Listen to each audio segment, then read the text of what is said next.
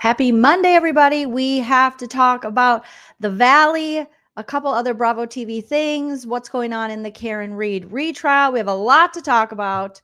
So grab a beverage. Hopefully you're wearing something very comfy. Smash that like if you haven't already, and let's get started. If you like what you see, come and get it with me. I know you deserve all you want, 'cause your heart's made of gold, but don't wait till you're old. If you want it, I get you some.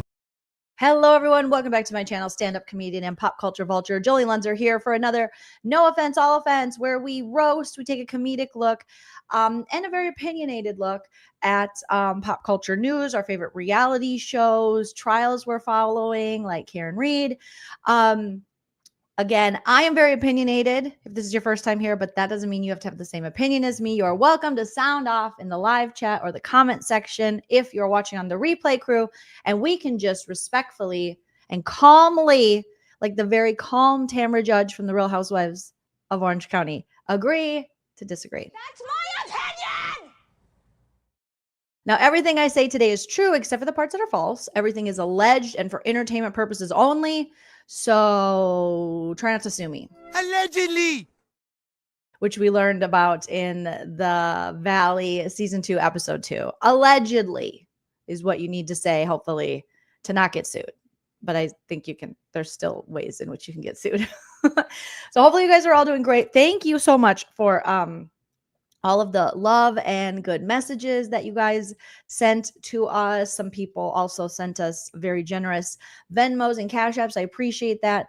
I've been gone for a little bit because we were celebrating Hype Man Husband Chell graduating from nursing school. So that's been exciting. We have my mom in town and my dad and my niece and nephew, and his mom was in town, and we had friends, and we had a graduation, then we had a graduation party.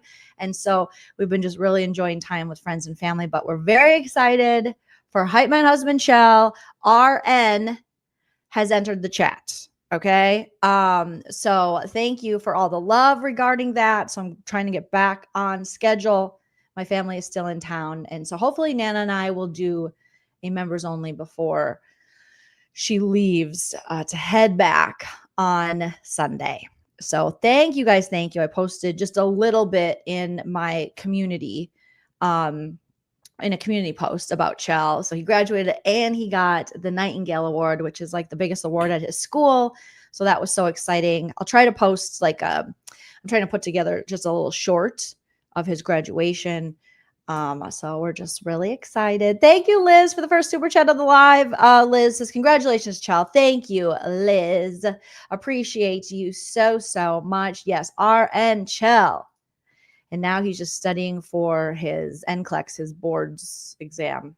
And then he'll be at a hospital near you, possibly. Evelyn, thank you so much. Evelyn says, congrats to Chell. You guys are so sweet, and he appreciates all of the congratulations and all of the love. We've just had, it was literally like a perfect weekend, a perfect week we've had. So how tall is Chell? Chell is 6'2". So yeah, he's pretty tall. He towered over that lady. I know that lady was really petite. She was really cute. But yeah, he's a tall one. So yeah, I'll try to post more pictures to my Instagram. So make sure you follow me over there, and more updates as Chell keeps going on this new journey for himself and our family. It's really exciting. So thank you guys. You're wonderful. But now I'm back and I'm ready to talk shit. Okay. I'm back. I'm ready to talk shit. I'm ready to roast up some stuff. I actually just watched The Valley season 2, episode 2, because I had been, busy and and I was like, oh, this is going to be an episode. So I just watched it before this live, so it could be fresh on top of mind. So we'll start with that. Then we'll do some other stories in a little bit on Karen Read. I know that we'll have more lives and more videos regarding the Karen Read trial, which I think now is on day 5.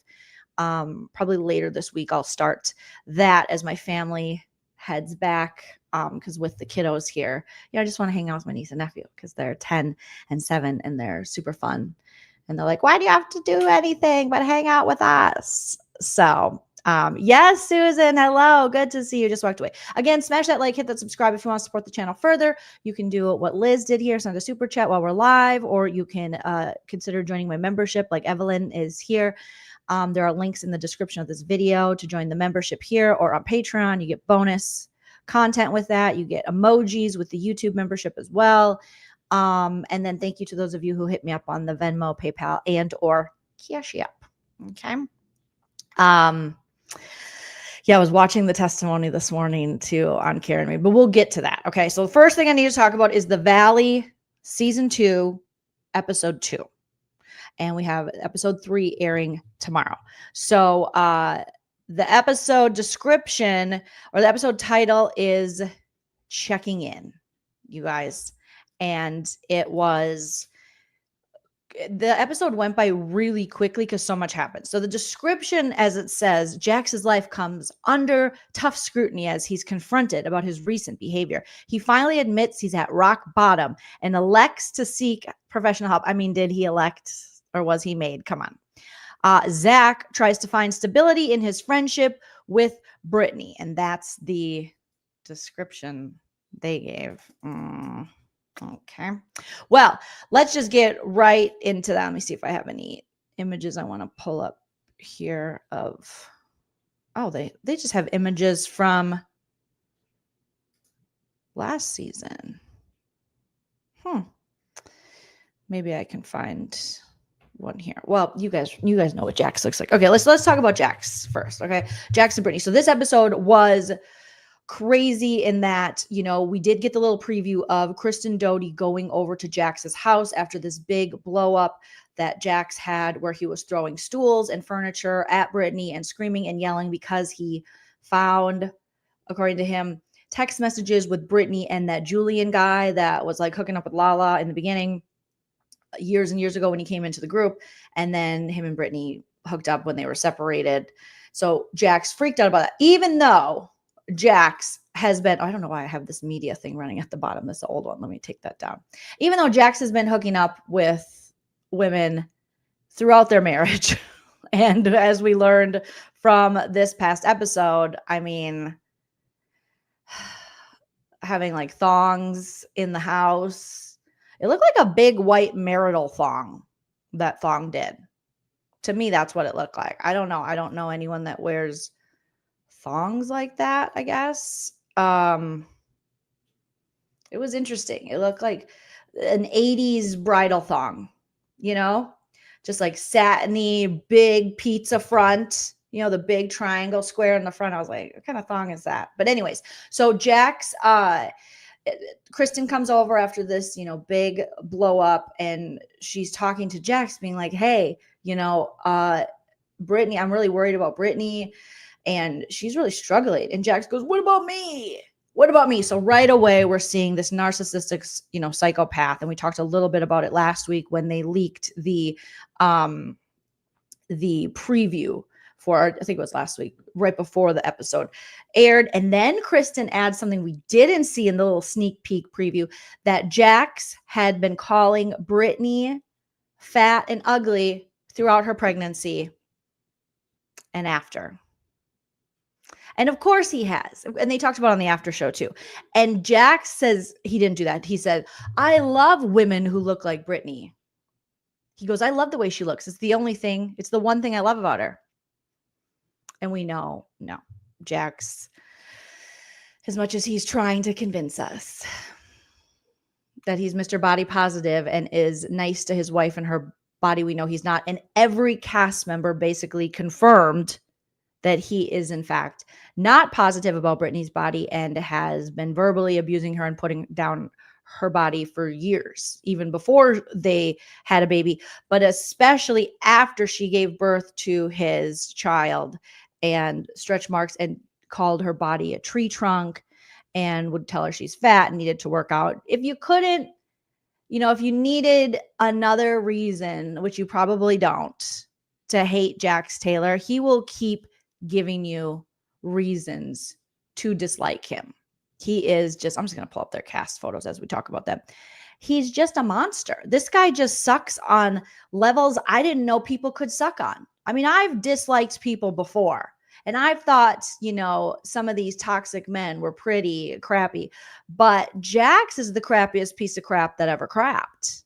I mean, he literally is the worst. And don't even think about venturing over to the Valley Facebook groups, because some of those women on there are getting upset. I mean, I know the Facebook groups can be problematic for any show. But some of those women over there are sticking up for Jax as if it's any of this is Brittany's fault. And it's insane. Krista says, my dad always commented on my mom's body, especially to me as a child, saying, don't look like her. I mean, the damage you do to your wife and to your daughter or to your children when you say these sort of things, and you're body shaming your wife or your significant other, and especially in front of the children, or like Krista said here, saying, don't look like that. It's crazy. Pamela, thank you for the super chat. Pamela says, hi, my husband, Chell rocks. Congrats. Thank you, Pamela. We appreciate that so much. So finding out that Jax has been, putting Brittany down and calling her ugly and fat, not a shocker. Not a shocker at all. Throughout the episode, we see that Brittany has gotten a Airbnb, and we knew about this, as they were filming, because the paparazzi had photos of her moving out, and she says she feels good that she is away from him. And who wouldn't? I mean, according to Brittany, Jax not only is throwing furniture, he's punching holes in walls, he's terrifying her. I mean, this is everything Jax is doing is just, I don't want to say classic, but kind of just like classic abuse. He is an abusive guy. He's a real piece of shit. But he is going to blame everyone else. So Brittany is, she talks to her friends about it. She goes out for a little lunchy. They talk about the Joleen thing. She orders, a dirty, a dirty martini, or extra dirty. And ultimately, Jax is now having to go to a 30-day, they keep saying mental health facility, which, yes, but also he's an addict. And Brittany, this was the episode where Brittany told us, she's like, I'm done protecting this man. And she was done. She was like, you have a problem, you're an addict, you do cocaine. And Jax was like, you've done just the classic narcissistic abuse, just putting it right back on her. Well, you've done cocaine before. She's like, I never said I didn't do it, but I don't do it now. Give me a drug test, I'll pass. Will you? And when she said that, I was like, oh my God, Brittany. This is the energy I need from Brittany going forward. I need her to be on his ass like this and call him out. And he couldn't say anything. The minute she brought up, you're punching holes in the wall and your throat, he's like, oh, I'm done. He didn't want to film that shit because all these secrets that she's kept as an abused wife, she's now like not keeping them anymore. And so now she's letting it all out, which I love. I love for her. I love for us. I love for him. And right away, he turns into the biggest baby. And he goes, I don't want to film anymore. I don't want to film anymore. And then she's also just like, you're doing the cocaine. And he tries to immediately throw it back on her. Sir, you literally look like the personification of a person high on cocaine. You look like cocaine. If I was like, what does cocaine look like as a person? It's Jax Taylor. He's like this all the time. I should say yeah, pretty much. A dumb dude just doing blow in their 50s. That's what you look like. You look ridiculous, and you have looked ridiculous for years. So she's calling him out, and he's blaming her every chance he gets. You destroyed my life. I'll never forgive you. Oh, you'll never forgive me for you snorting shit up your nose and being a lying asshole piece of shit since you've come on television, and probably since birth. No offense, all offense. So now you're going to blame her. It's just, he's infuriating. This man, I hope he gets fired from this show. I hope he's never able to do reality TV again. We don't need to see men like this. We can see him now and use this yet again as another example of men you want to stay away from. It's this guy. If you see him coming across the street, if you're going to throw a thong at him, because he's saying he didn't hook up with someone where that thong originated on the bathroom counter in the house. It was thrown to him when him and Schwartz did a bar crawl for their shitty bars. Well, Schwartz's bar is now closed and Jax is in a tent in an alley. So I guess that's a business. But if you are going to throw a thong at him, make sure it's very dirty. Okay. Just do all the things and then throw it at him. But it's just a garbage human as he is screaming back at her. I'll never forgive you. I'll never forgive you. Brian says, I went to Jax's bar and clogged the toilet and left. Thank you, Brian. Everyone, if you're a member, put your baby doors in the chat, your baby door emojis in the chat for Brian. Otherwise, if you're not a member, put the clappy emojis and or prayer hands. Okay. Thank you, Brian, for doing the Lord's work. We appreciate that. Unfortunately, Jax probably isn't the one that has to clean the toilets, but you never know. He could be. Next time, just fecal matter, throw. No. We don't advocate for throwing fecal matter, and except for when we advocate for throwing fecal matter at Jax Taylor. Thank you guys throwing the baby doors for Brian Scott Peterson. Susan says, I can't imagine why Britt was so sick last season. Doesn't Jax? Yes. So that's the thing. So on the after show, Brittany is talking about how, last season he was trying to make it like she's got, I don't know, like her liver is failing due to alcoholism, or it's alcohol, she's drunk and all this. And that's why she was so sick. But really it was just stress. Apparently Brittany had went to the doctor multiple times. She went to the hospital multiple times with these horrible stomach aches, stomach pains, and then also breaking out in hives, I think she said, for a year, because according to her, she was hiding all of these things that Jax was, she was dealing with it and then hiding all of these things about Jax and all of his abuse and his addiction and all of that stuff and all of these awful things he would say. Because according to her,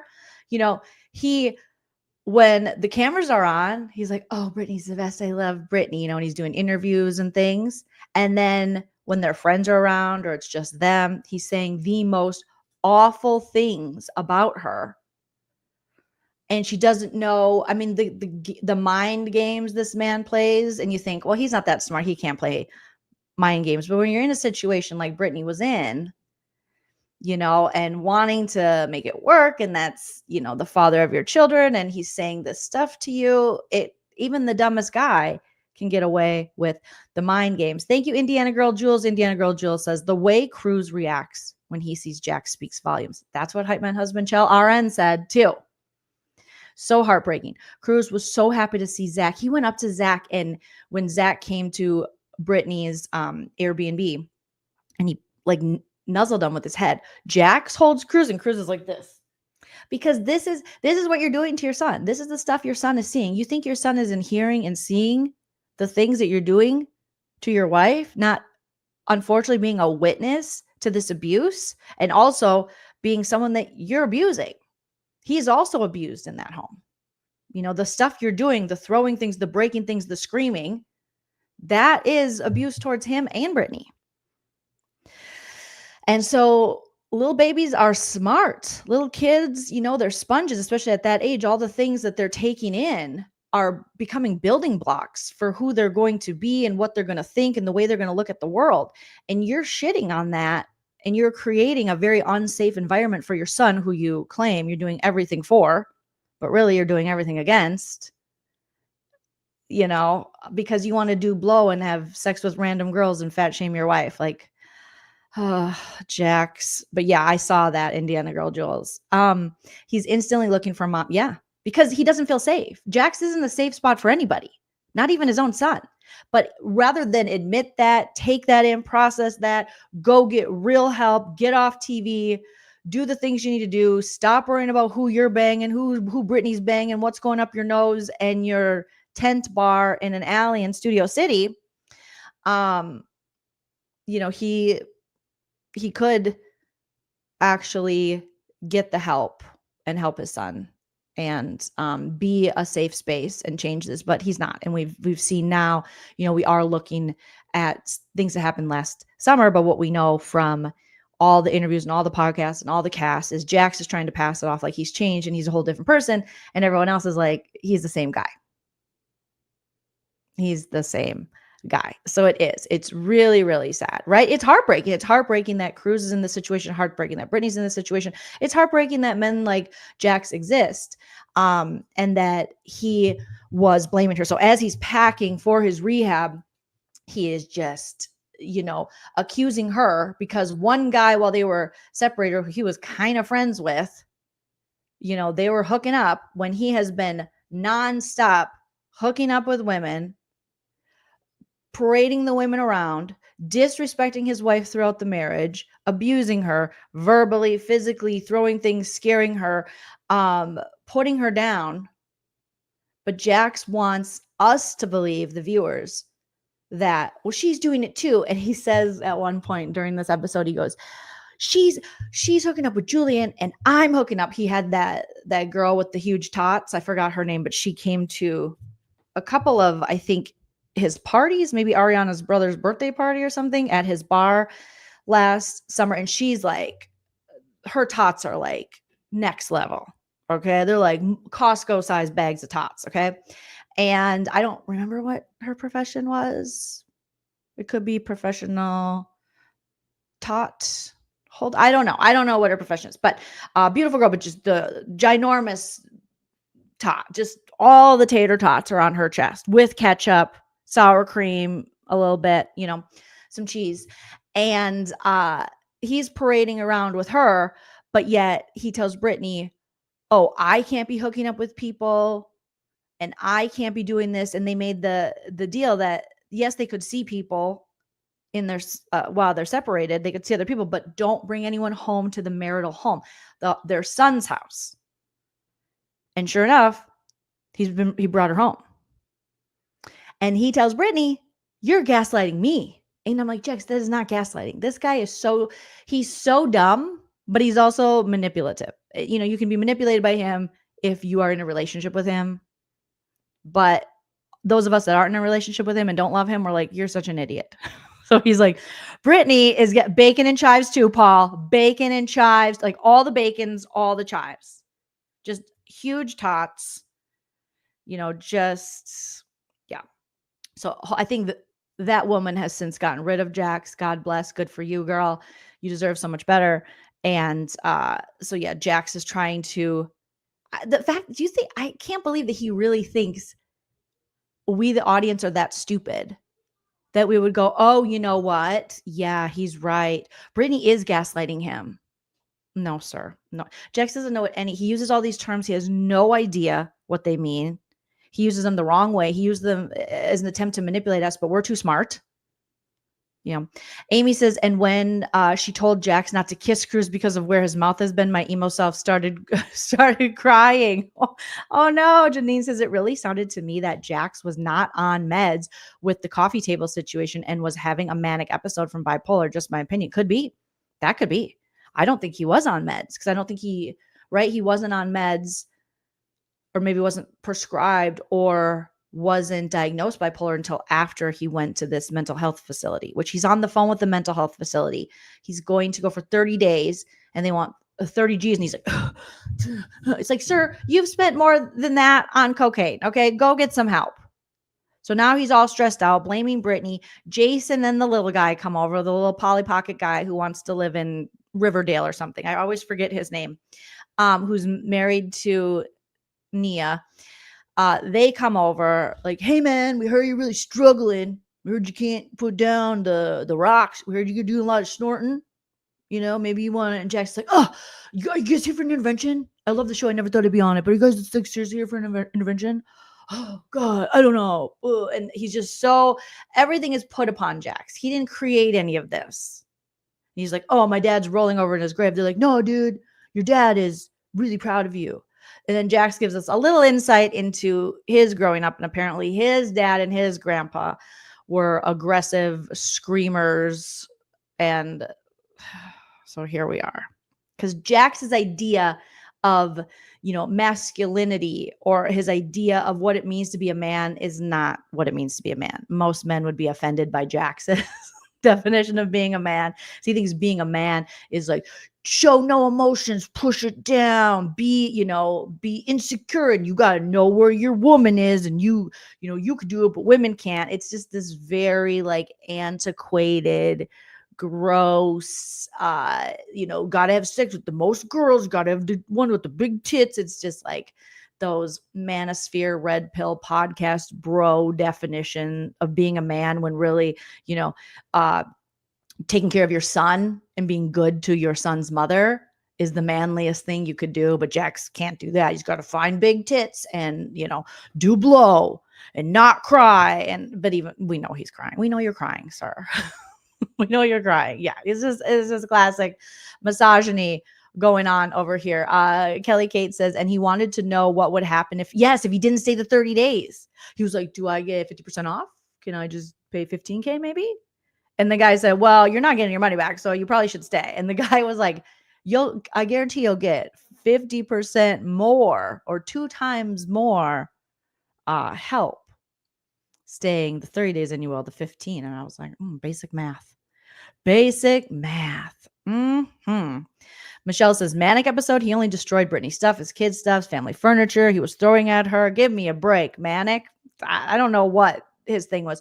I think the mixture of Jax being, cocaine, being hungover, possibly still being drunk, who knows, with anger issues and being just an abusive prick overall. I mean, what we've learned from Brittany is that this wasn't an isolated incident. Jax didn't just this one time. He wants us to believe that, you guys. But Jax didn't just this one time throw furniture at Brittany in front of Cruz and scream and yell. Brittany and others have said this has been happening forever. This guy has been doing that. Not only that, but punching walls. And did you notice, again, when Brittany brought up the punching of the walls and the throwing of the furniture, he was like, get the cameras away, because he wants us to think that he was pushed to his breaking point with this Joleen situation and her hooking up with his alleged best friend, even though it's not. That pushed him. He wants to blame Brittany, but this isn't an isolated incident. This has been happening. This is who this person is. This is Jax. All the exes of Jax will say the same thing. Kristen Doty said from the jump, he's been a liar, aggressive, weirdo. Just like Ariana clocked Jax years ago, this is a pattern of behavior. This is who this person is. These aren't mistakes anymore. These are pointed choices. This is a pattern. This is a personality. This is who the person is. This is who this person is. Me too, Brian. Me too. April says, I cannot watch the show as long. Right? April, it sucks with him on it. He's such a downer on the show. It's the worst seeing him be able to monetize his abuse and be able to continue to abuse Brittany and lie. And April also says his relationship with Brittany and just watching him gaslight, yes, and be great. It's so triggering. That's why I don't understand why Bravo thinks anyone wants to watch this shit. Well, why they think, oh, this is going to win us another Emmy. No, this is just, you guys are like glorifying this. Because the stuff Jax says, despite all like the blatantly horrible stuff, there's all this like covert abusive talk and language that he uses saying, I have people watching you. I know if you've hooked up with someone. And you're like, what? Like has these, abusive control, he just wants to, it's a form of abuse. He just wants to control her even in their separation and divorce. And like, I'm watching you. Like she's doing something wrong, even though he has put his dick in everything. Light sockets. I mean, the pool or the jacuzzi thing. I mean, this guy will put his wiener anywhere, allegedly. And that's why Brittany, like you guys are saying, said in this episode, don't kiss my baby with that mouth. I don't know what you've done. You can get the herpes all over the baby. Don't get herpes on the baby. Ben says he cannot take accountability. Exactly. Without trying to backpedal and blame. This man has not changed. This man is garbage. He sucks. The worst. And seeing those final scenes with Brittany, I couldn't believe the Facebook Vanderpump Rules. Some of the Facebook Vanderpump Rules people were like, why would she shame him? Like, shame him. He didn't want to admit that he has a cocaine issue. He wanted to go and be like, it's my mental health. It's just mental health. And we all have to be accepting of mental health, right? So she's like, I'm done protecting you. She's like, bitch, you're on the cocaine. Yeah. Okay. Have I done it? Yes, I have. But am I doing it now? No, I'll pass a drug test. Will you? Bear Chase. Like I was so proud of Brittany in that moment to be like, yes. Poor Brittany had to walk around that house listening to him with, she just looked so uncomfortable. She looked just so, she was like, get me out of here, get me out of here. And she told him straight up, she says, if you don't stay the full 30 days, I'm filing the divorce papers right away. I'm getting RO against you. I'm getting full custody and you're losing your job. And he says, you're lying. Because he thinks he can get out of anything. Because he has. This man told us already. He's been able to get away with everything his whole life because no one holds him accountable. So it's about time someone holds him accountable, i.e. Bravo, Alex Baskin-Robbins, Jeremiah was a bullfrog, Andy Cohen.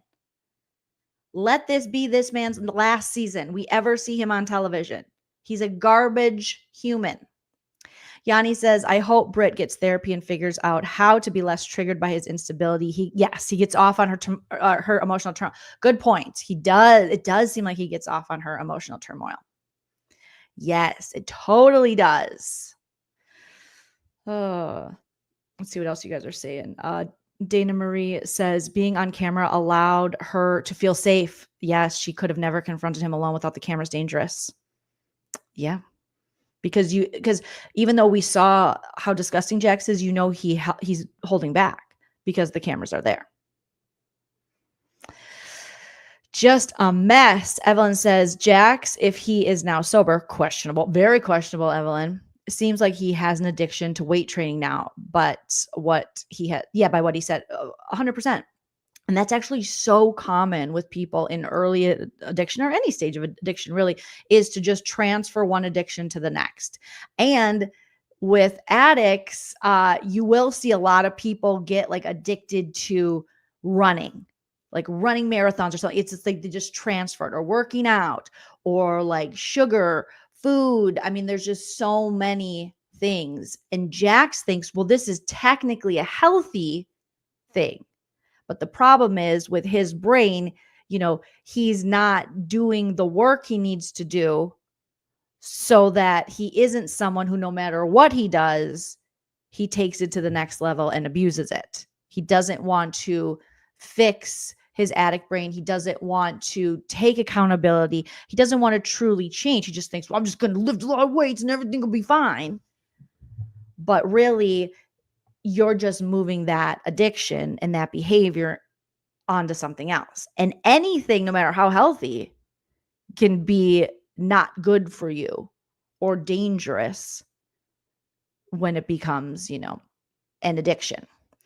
Valerie said, I loved when Britt said, I am the only one who loves you. Yeah. She's like, one day you'll see I'm the only one who loves you enough to tell you the truth, that you need help. So he needs so much. He needs to stop talking about his sobriety because he knows nothing about sobriety. And everything he says just proves how little he knows and how little work he's done. And if he is going to claim to be someone in 12 steps, and he sounds like an idiot, So, oops, I just closed my thing. Sorry, guys.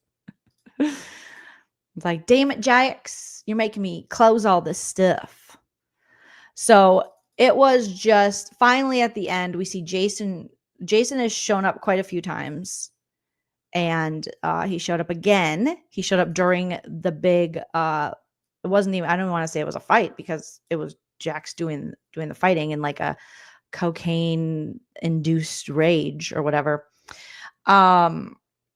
So we see Jason taking him to this rehab facility, which I don't think, is he going to stay the full 30? Because we know he left another one early. I can't keep track of because he lies. And he keeps sharing those lies. So the more interviews he does, then I'm like, what was it again? When Brittany's trying to correct his lies of how long he stayed places or why he went to rehab. Jax was kicked out of the Navy. I don't know if he was kicked out of the Navy. I know that Kristen Doty said that when she first met him, he was telling people, this is how sick this man is. He was telling people that he was a vet and that he was stationed in Afghanistan and that he went to Michigan State or something. And he wasn't. It takes a pretty sick person to lie about service in the military, especially in a country where, like a war-torn country, a place where active U.S. military was stationed for a very, very long time. He's the type of person that would lie about cancer. He just is. He's one of those people. Like, he's that sick. So, I don't know if he was in the Navy. I don't know what to believe with this dude. Dana Marie says a toxic, unsafe hope does not help Cruz's delays. It doesn't at all. Yeah, stolen valor. That's what this is how gross this guy is. And this doesn't change in 6 months. And we know he hasn't changed because we've seen the interviews. We've heard from Brittany. We've heard from Kristen. We've heard from the people in the circle. We've just heard his own words. And you see what he's trying to do, what he was trying to do before the season started to get ahead of what we were going to see happen this season and to separate himself from that behavior. But that's who he is.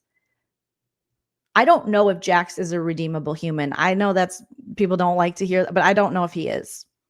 But it's definitely going to take more of whatever he thinks he did to find out. But I don't know. He's a freaking sociopath. Like, this dude is a psycho. Not like a fun psycho, if there are fun psychos. But he's like a, qu'est-ce que c'est, psycho killer. Qu'est-ce que c'est? Alex has stolen valor, stolen sunglasses for Jax. It's all the time. It's all the time. And that's what Brittany was telling him this episode. You're a liar. You're a liar. As he's screaming at her, projecting and trying to say that she's done all of these things and she's the reason and she's just as bad as him. It's just lie after lie after lie. Yes, Indiana Girl Jules, even on the after show episodes, he's still lying. Every interview, after show interviews, this man is a liar. He might be at the point that he doesn't even know that he's lying anymore because he lies so much. So, I don't know. Jim says, all of this is why I can't support the Valley. I don't need to watch the Jax show. No. Okay. You don't need to. I think after this season, if they bring him back, that'll be so telling. I mean, we already know that Bravo seems to stand, unfortunately, on the side of these problematic men. But we'll see. Janine says, body shaming is so characteristic of a narcissist. Delulu. Jax is definitely Delulu. Housefly Girl says, I may only watch clips and get updates here. Yeah. Laura says, Jax is gaslighting narcissist, and I'm sure viewers are triggered for sure. I mean, April already said in the chat, multiple people, myself, it's just trigger. It's not fun. It's not fun to watch. Oh, shit. Michelle says, let's remember he was lying to drive engagement to his cameo, saying he was donating proceeds to cancer because of his dad. I remember that. But again, these things then get swept under the rug and he's never really held accountable. There's no real consequences for this man. So when he was allegedly facing real consequences of when Brittany got the producers and stuff involved in getting him to treatment or to rehab, maybe the second time, I don't know if it's the first or second time, it was only because they threatened him to lose his job on television that he was like, fine, I'll go. So, exactly, Mac. It's so beyond concerning because there's a child involved. It's very concerning. And at what point does Bravo realize that, I mean, morally, the right thing to do would be like, bye, dude. We're not going to let you make money off being an abusive prick. And we're also not going to try to save you from yourself in the edit or do press with you before the season starts so people are softer on you in the court of public opinion. But also, when are they going to realize that he's a liability to their network? Because if something, God forbid, worse happens and they keep allowing this man this huge platform, at what point, are people able to say, well, why did Bravo keep allowing this psychopath and giving him a platform and letting him monetize this? And now insert more horrible things that have happened.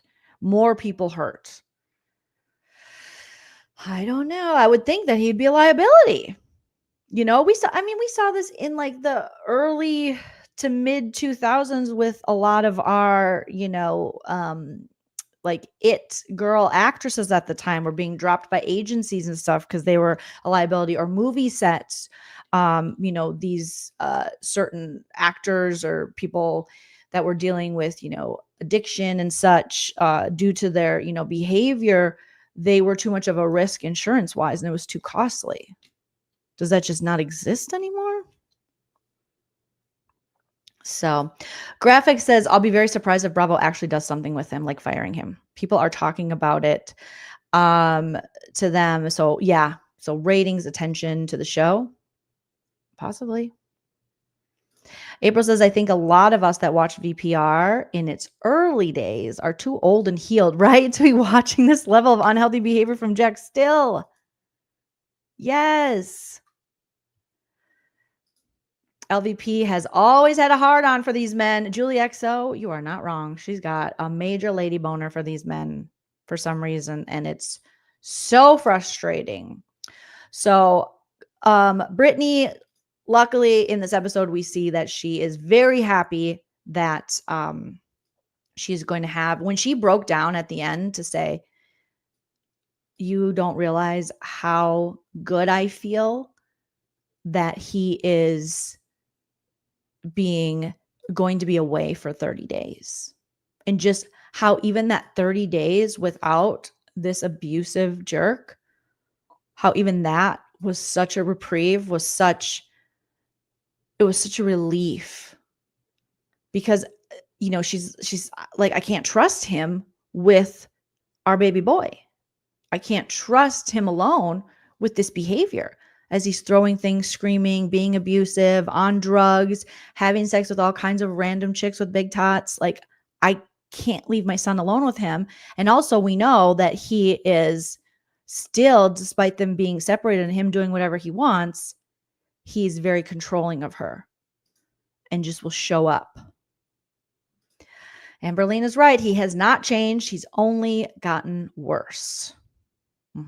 I wish she would witness. Witness says Brittany should totally do a no contact TRL for 5 years. That's my advice. I don't feel bad if Jax can't see his son. I think if anything, it is so much healthier for Cruz that he not be put around a man like this. Because Jax is like, all I want to do is be a good dad. No, you don't. All you want to do is blow and bang chicks with big tits. That's all you've shown us that you want to do, and lie and be abusive. You've never shown us that you want to be a good dad. The stuff you put on Instagram, even Lala said it. Like, it's cringy. It's a joke. You try to pretend you're this character, this person, this dad, this husband, when all along it's all been a facade. And we knew it. I think people that really watched this show and followed it for years knew that Jax was just, he was trying to convince us too much.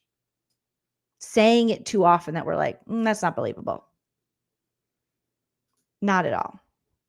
So, yes, Kelly, good point. Kelly Kate says, being in a state of constant hypervigilance is so draining, to say. Brittany's exhausted. Her body is reacting to this trauma and to this abuse. As much as she's trying to put on like a brave face and smile, her body's reacting in hives. She has stomach issues. Just the stress alone, it could literally kill her. And he doesn't care, but he wants to be a good dad. But literally all he's doing is snorting his life away in a tent bar in an alley in Studio City with chicks with big tots. How does that equate to being a good dad? It just doesn't make any sense. Hello, William. Nice to see you.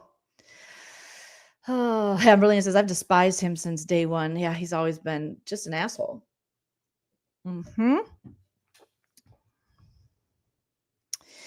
Brian says, I'm be honest, I knew it, and my brother knew it when we were teenagers. Jason Cucci is trash. Jason Cucci. Brian, did you go to high school with him in the Michigan? He talked to his sister too. He's like, do you think I need to go to rehab? And his sister has her full like Michigan accent, and I love it being a girl with a full Minnesota accent. She was like, yeah, you gotta go. Like, you gotta go.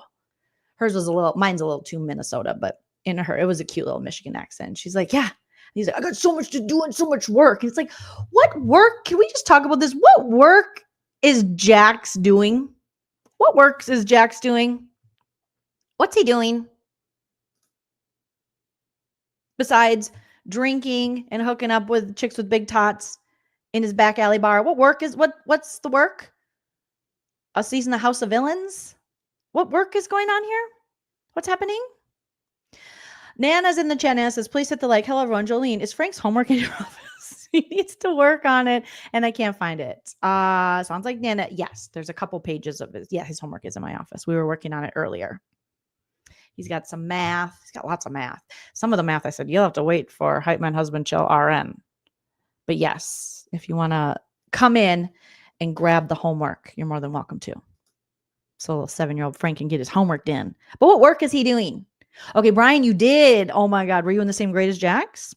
You do not look as old as Jax does, because that man is 65, technically 85. Okay. Shelby Township, Michigan. Oh, from Shelby. I always want tater tots. So yes. Jax blows. He really does. No, LVP hasn't been on Jax's side in a while. Because I think Jax was trying too hard, remember, to claim the show is his. And LVP's like, oh, no. You need to kiss my ass like Schwartz. And then sometimes Sandoval. But then Sandoval started, being Sandoval's always kind of a snotty brat kid to her. But knew enough to, kiss the ring. Just enough. But then towards the end, his veil dropped and then he was like, no, I am. Thank you, William. That's so nice of you. Bonnie says, never was believable, just like the Sandoval James Craig Shep lies, but they all still employed zero consequences. And when Jax was talking about how it was his house, my house, I pay all the bills. You don't pay any bills. Brittany's like, are you serious? I put the same amount down. I pay the taxes on it. I pay this or that. Like, what a trash human. So you get to go around breaking stuff, throwing shit, abusing your wife, scaring the shit out of your kid, traumatizing him, having sex with random chicks in your marital home, leaving thongs around the house with baby wipes on them because you think you pay the mortgage. I'm pretty sure Brittany made more money than you. She had all the Jenny Craig sponsorships, all the things. I'm pretty sure she had to wake you up and drag you to the podcast to get it done and to get those sponsorships.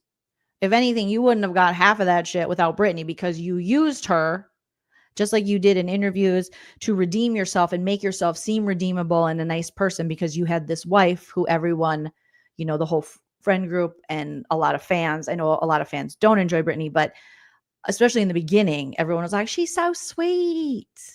And you use that and you monetize that. So without her, there's no likability to you. It's typical of these Bravo dudes. They always cling on to a woman who they drag down and basically drown because they need that woman. They think they don't, but deep down they know they do.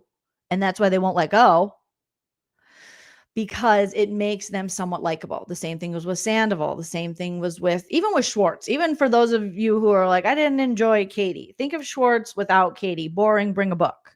I think Schwartz made Katie made Schwartz more interesting. Obviously, Ariana made Sandoval a million times more digestible, palatable, because without Ariana, we're like, oh my God, this guy's a freaking idiot. He can barely string together a sentence.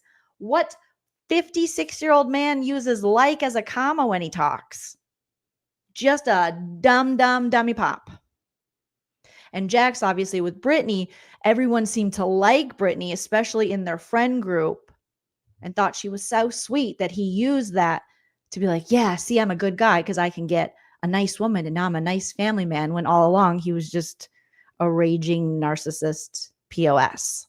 So, yeah, Schwartz is the best covert victim narc. He really is. What is with all these narc men? Kristen says, men out here showing their whole arse, making their wife and children move into apartments, right? It's like, Jax is like, I'm going to stay here and bang chicks, and you take our son to a new place. And Brittany's going through the fridge, and she's like, oh, look at a glass with lip. He put like a glass that had been, someone drank from the glass that had lipstick on it. The fruit's rotting just like his soul. It's crazy. Or where his soul should be. You know, Max says, I really lose respect for Schwartz every time he stands with these fools. Oh yeah, Schwartz is just as bad. He's just like, me. He's just covert about it. He's like, oh God, golly gee, God, gosh darn, I don't know, guys. But there's a reason he's attracted to guys that are more overtly narcissistic, because it hides him and puts him in the covert category, in my opinion. Brian Scott Patterson says, I graduated in 94. My brother was the best quarterback, shout out to your brother, at Eisenhower High School in decades and graduated in 1997. Hell yeah. So he was in school with him. Oh, he knew Jax was a dork. Well, we saw Jax's high school picture.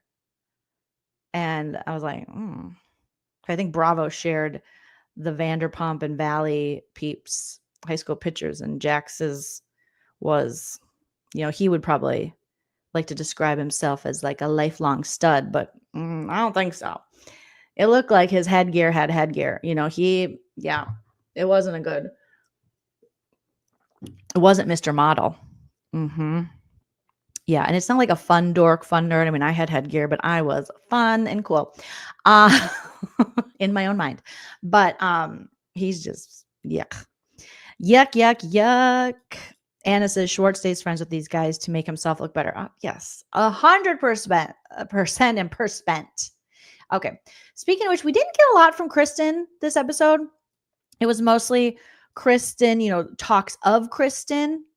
And then her going over, I guess she did that important scene that she went over to Jax, is calling him out, being like, you were calling her ugly and fat when she was pregnant, and you can't be doing this shit.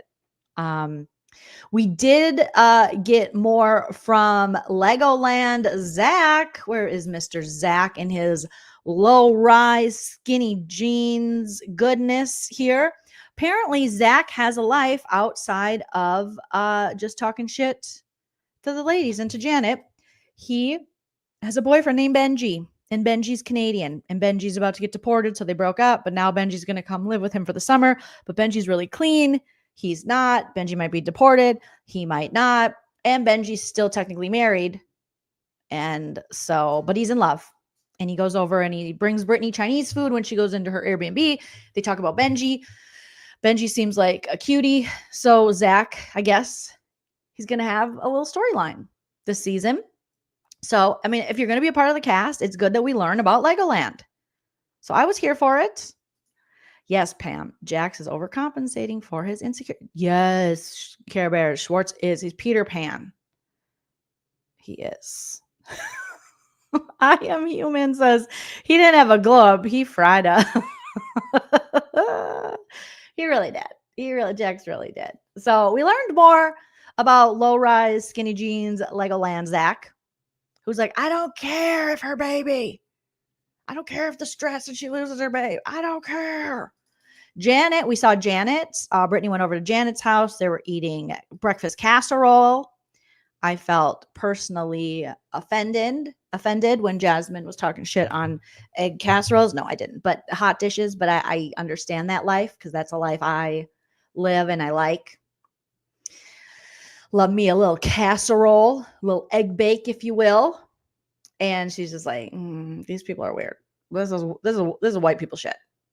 And yeah, I mean, Nana makes a mean hot dish. Okay. And I do too. I like to think I do. But Janet is crying over the Zach situation and then the Kristen, and talking about how she tried to make up with Kristen and how she apologized technically to Kristen for including her in Zach's evil doings. And she's like, you're just so emotional when you're pregnant. And I get that. I mean, I've never been pregnant, but I understand that you wouldn't want anyone to talk like that. But Janet is her own problem herself. So We're still dealing with that. Yeah, casseroles are the best. Hot dish. Shout out. Just Kelly says, I love that Kristen doesn't have to work very hard this season. She deserves it. Justice for Kristen. Justice for Kristen Doty. Yep.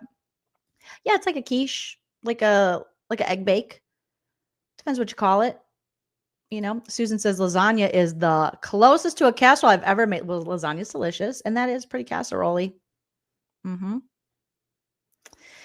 Brian says, I'm gonna say it. Tuna noodle casserole is so Midwestern. Oh, it's so Midwestern. You don't get more Midwestern than a tuna noodle casserole or a tater tot hot dish. You really don't. So we love that shit. We just eat it up. But I understand it's not for everybody. The first time I made my husband tater tot hot dish, he was like, why is it so goopy? I was like, cream of mushroom and cream of chicken soup. Duh. And then he made a different variation because he's the chef in the house and his was a lot better. Don't tell him I said that, but it was. Hype Man Husband Chell RN's was a lot better. But I still like just a classic little Campbell's cream of mushroom, a little cream of chicken, little veggies. You got your meat, you got your tater tots, you get your cheese, you casserole it up. So, Tracy says my aunt makes a great tater tot casserole. Nom nom nom nom. It's delish. You can't go wrong when you put tater tots and cheese on top of something. It's really pretty good. So Janet still crying. I can't bring myself to like care too much. Nia and her Polly Pocket husband, Danny. No offense, all offense to Danny. They're talking. She's like, I want another baby. I want it now. And he's like, let me buy this 5-bedroom, 5-bathroom house way out, far away from our friends. And then I'll give you a baby. And she's like, I don't have that kind of time. Let's hurry it up. All right. And then we have, who else is here? We didn't hear from Luke, which was great. Because I'm like, the less Luke, the better, according to me. Michelle and Jesse. This is toxic. This has Dateline written all over it. So Michelle's got a new boyfriend who's weird. Jesse has a new girlfriend who lives in Orange County. Apparently she's weird too. And she's sending out C&Ds and threatening to sue people if they talk about her on a show while she's dating a man who's on a show where he has to share about his life on a reality show. She wants to remain private. That's interesting. And that's how we learned this episode. And they had Brittany holding up an allegedly sign because if you say allegedly, then you can't get sued. So, okay. All right. They're fighting over everything. They're fighting over whether Michelle apologized correctly when she cheated. They're fighting over whether Jesse's new girlfriend is having intercourse with other people. Like she said, the guy from Baywatch. And I was like, David Hasselhoff? Which guy from Baywatch? The little son guy? The other, I mean, there's been a couple guys. When you say the Baywatch guy, I always think David Hasselhoff. Is he still alive? I don't know. Apologies, David Hasselhoff. But so apparently, so then they have to, she's like, I heard it from a friend. And he's like, who? Michelle says, Sheena. And I'm like, of course, Sheena had to find her way. She was just looking for a way into the valley. Where is Sheena's entrance? And we got it via telephone when Jesse called Sheena. So Sheena could confirm that, yes, she had spoken to Jesse's now girlfriend who's sending out the C&Ds. And she allegedly admitted to Sheena that she was banging other people, including the guy from Baywatch. They not like us. They not like us. They not like us. So now we're just waiting for Lauren from Utah's entrance into the valley. So they call Sheena. Sheena's like, hello. Hey, it's me, Sheena. What's up? Jesse's like, so the girl I'm seeing, my friend from Orange County, did she tell you that? Verbatim, she said she was banging the dude from Baywatch. He's like, okay. And then Sheena kept going. He's like, that's all I need to know. Chickenhead, thank you so much. Chickenhead PK Darkface Neely says, we love a tuna casserole. Never had a tater tot. Anything. We can. Ooh, delish. You got to try tater tot casserole. One time in your life, Chickenhead. So good. You'll want more of it. Yeah, Sheener spilled the tea, honey. She was like, let me just Let me just pour some for you, some for you. Your girlfriend's banging David Hasselhoff or something. And so Michelle's like, it's actually embarrassing, your girlfriend, what she's saying behind your back. I'm actually embarrassed for you. And Jesse's like, I just don't want to be alone on the holidays. We need to talk about the schedule with our daughter, Isabella. Who will spend the holidays with Isabella? I don't think I should be alone Christmas and Thanksgiving. And she's like, I don't care. I'm getting her. So it's just two people who are, again, more concerned about who they're dating now than their daughter and her relationship with both of them. Apparently the daughter, I mean, kids are so smart. Like we said, Isabella is picking up on this tension and this sadness and this loneliness that Jesse claims to have that Michelle says he's faking. And so she leaves. He said Malibu. I don't know if that's maybe one of her dolls. I can't remember. With him so he's not lonely.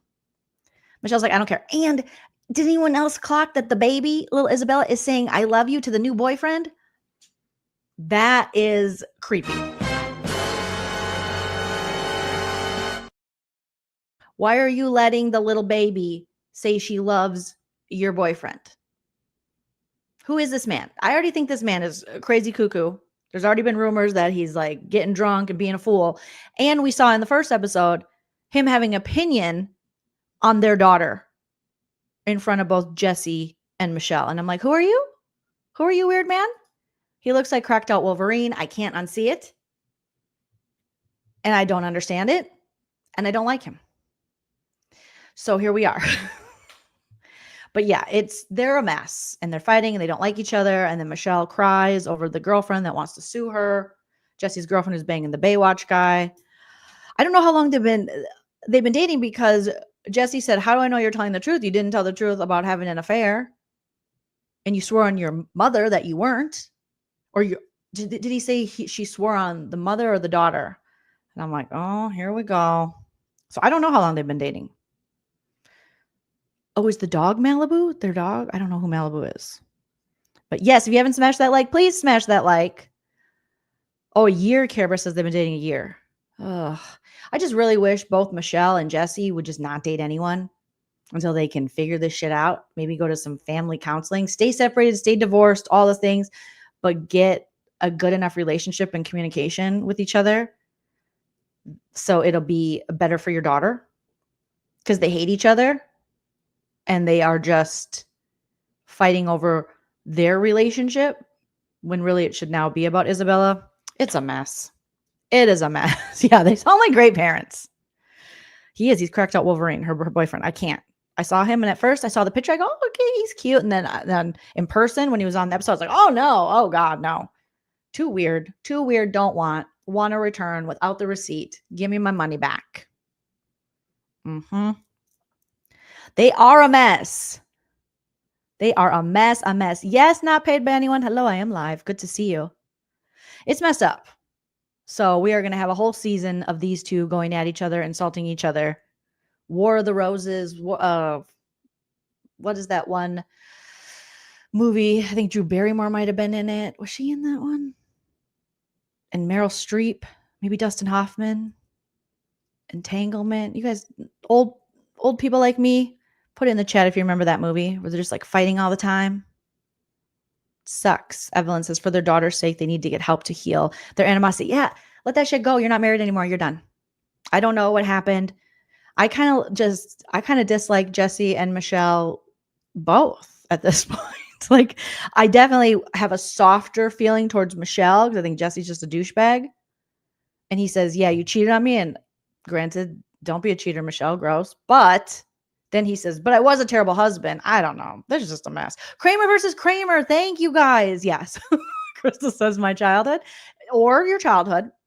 Oh my God. Not that nonsense. Thank you so much. Kramer versus Kramer. I remember that movie and it's very Kramer. It's unnecessary that they should have this much animosity. You're not together. You didn't want to make it work. You're both like, figure it out.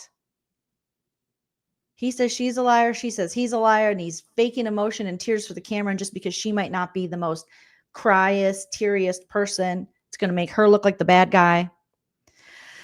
So, okay. War of the Roses is the perfect description. Michael Douglas, Kathleen Turner. So we have two, Kramer versus Kramer and War of the Roses. Very much them, but less entertaining. And just yucky. And that was pretty much it for this episode 2 of The Valley. Jax goes to rehab, and I'm like, goodbye. See you never. Don't come back now. You hear? Don't come back. Brittany, the Free Brittany movement is in full effect to free her from this narcissist. And we'll see what happens. Next episode. Right? It's going to mess up their child, lady. Portland, you're 100% right. I feel bad for sweet little Isabella because she seems like she's the cutest, sweetest little girl. And, you know, she seems just like funny and she's just all the good stuff like kids are. And then it just takes some asshole parents who can't get it together to Wreck-It Ralph her life. He did. Good point. Curly Views for You says Jax did look druggy on Villains. He always looked like a druggie. He always looked just like coked out like that. Just admit it, sir. Yes. Free Bear Chase. Bear Chase. Free them all. Free Bear Chase. And the rest will follow. Speaking of Jax, TMZ caught him in just a real Jax situation. Let me share it like this instead. Hold on, guys. Going down his pants in public. Yeah, you heard that right, you guys. Jax Taylor, to close this ad here, goes to town on his crotch in public. New York was so right about that design. New York was like, you're a freaking, and he's like, I've never been called that before. No, you are a demon from the deepest depths of hell, sir. You are a hell beast. Jax Taylor is a hell beast. And not like a fun Buffy the Vampire Slayer hell beast. Or devil dog at the prom. Just gross. So TMZ caught him. Oh my God. Jax Taylor dug into his own personal valley. That's pretty clever. In public Thursday, pulling down his sweatpants to give his crotch a good scratch while running errands. Now you understand why Brittany didn't want him kissing the mouth of their baby. Because if it's itchy down there, stuff's going on up here. It's put your crab emojis in the chat. He's got crabs. He knows how to use them. He's got a crabs. He knows how to.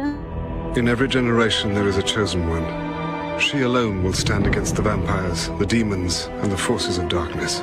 She is the Slayer. Just disgusting. Gag me with a spoon. Gag me with a spoon. He's just digging, Wreck-It Ralphing his own unkept man garden.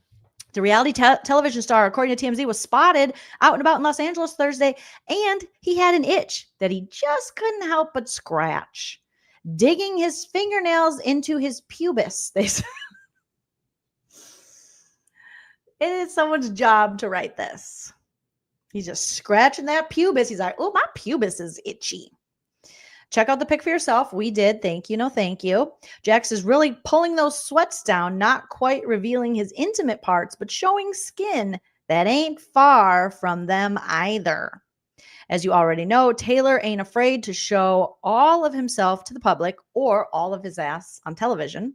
Metaphorical warts and all. Oh, they're saying it's warts, guys. Season 2 of his hit show. It's not his. It's not his. Okay.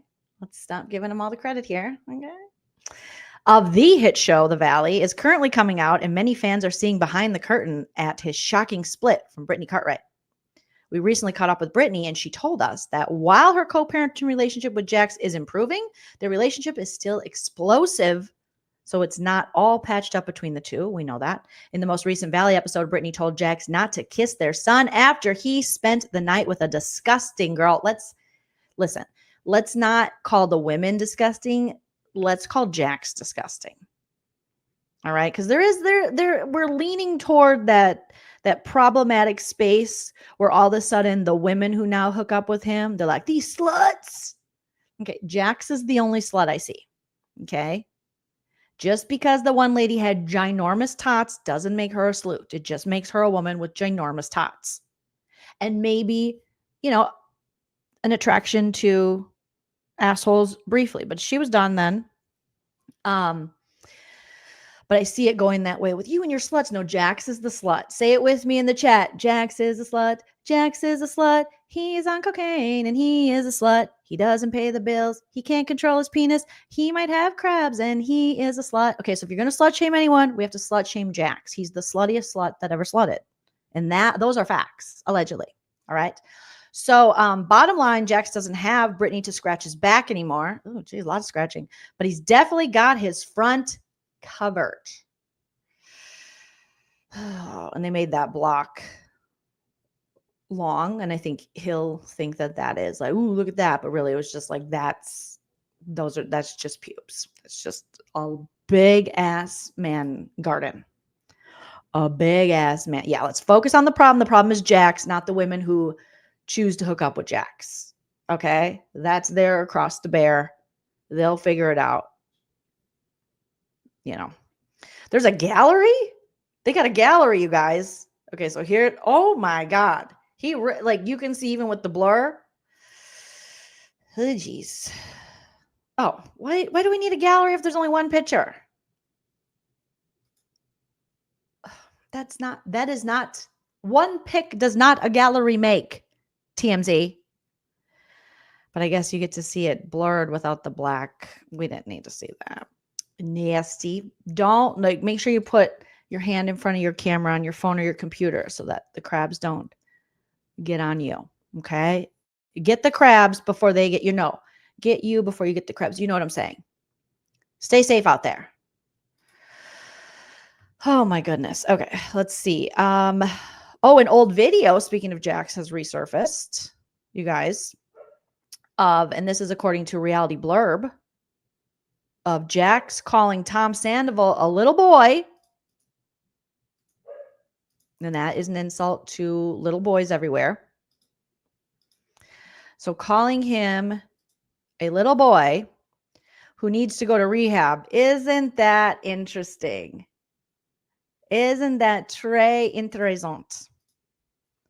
That you have the guy that really needed to go to rehab calling out other people saying they need to go to rehab.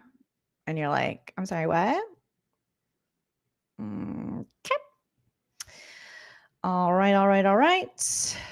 Okay. Hopefully there's not a leg. There's a little leg. Yeah, don't kiss the baby. Don't kiss the baby. Don't do it. You know he smelled it. Kiribus, I wonder, of course he smelled it. And he liked that it didn't smell well. That's the kind of guy he is. So in this cameo, he told the former Pump Rules co-star, Tom Sandoval, to reevaluate his life.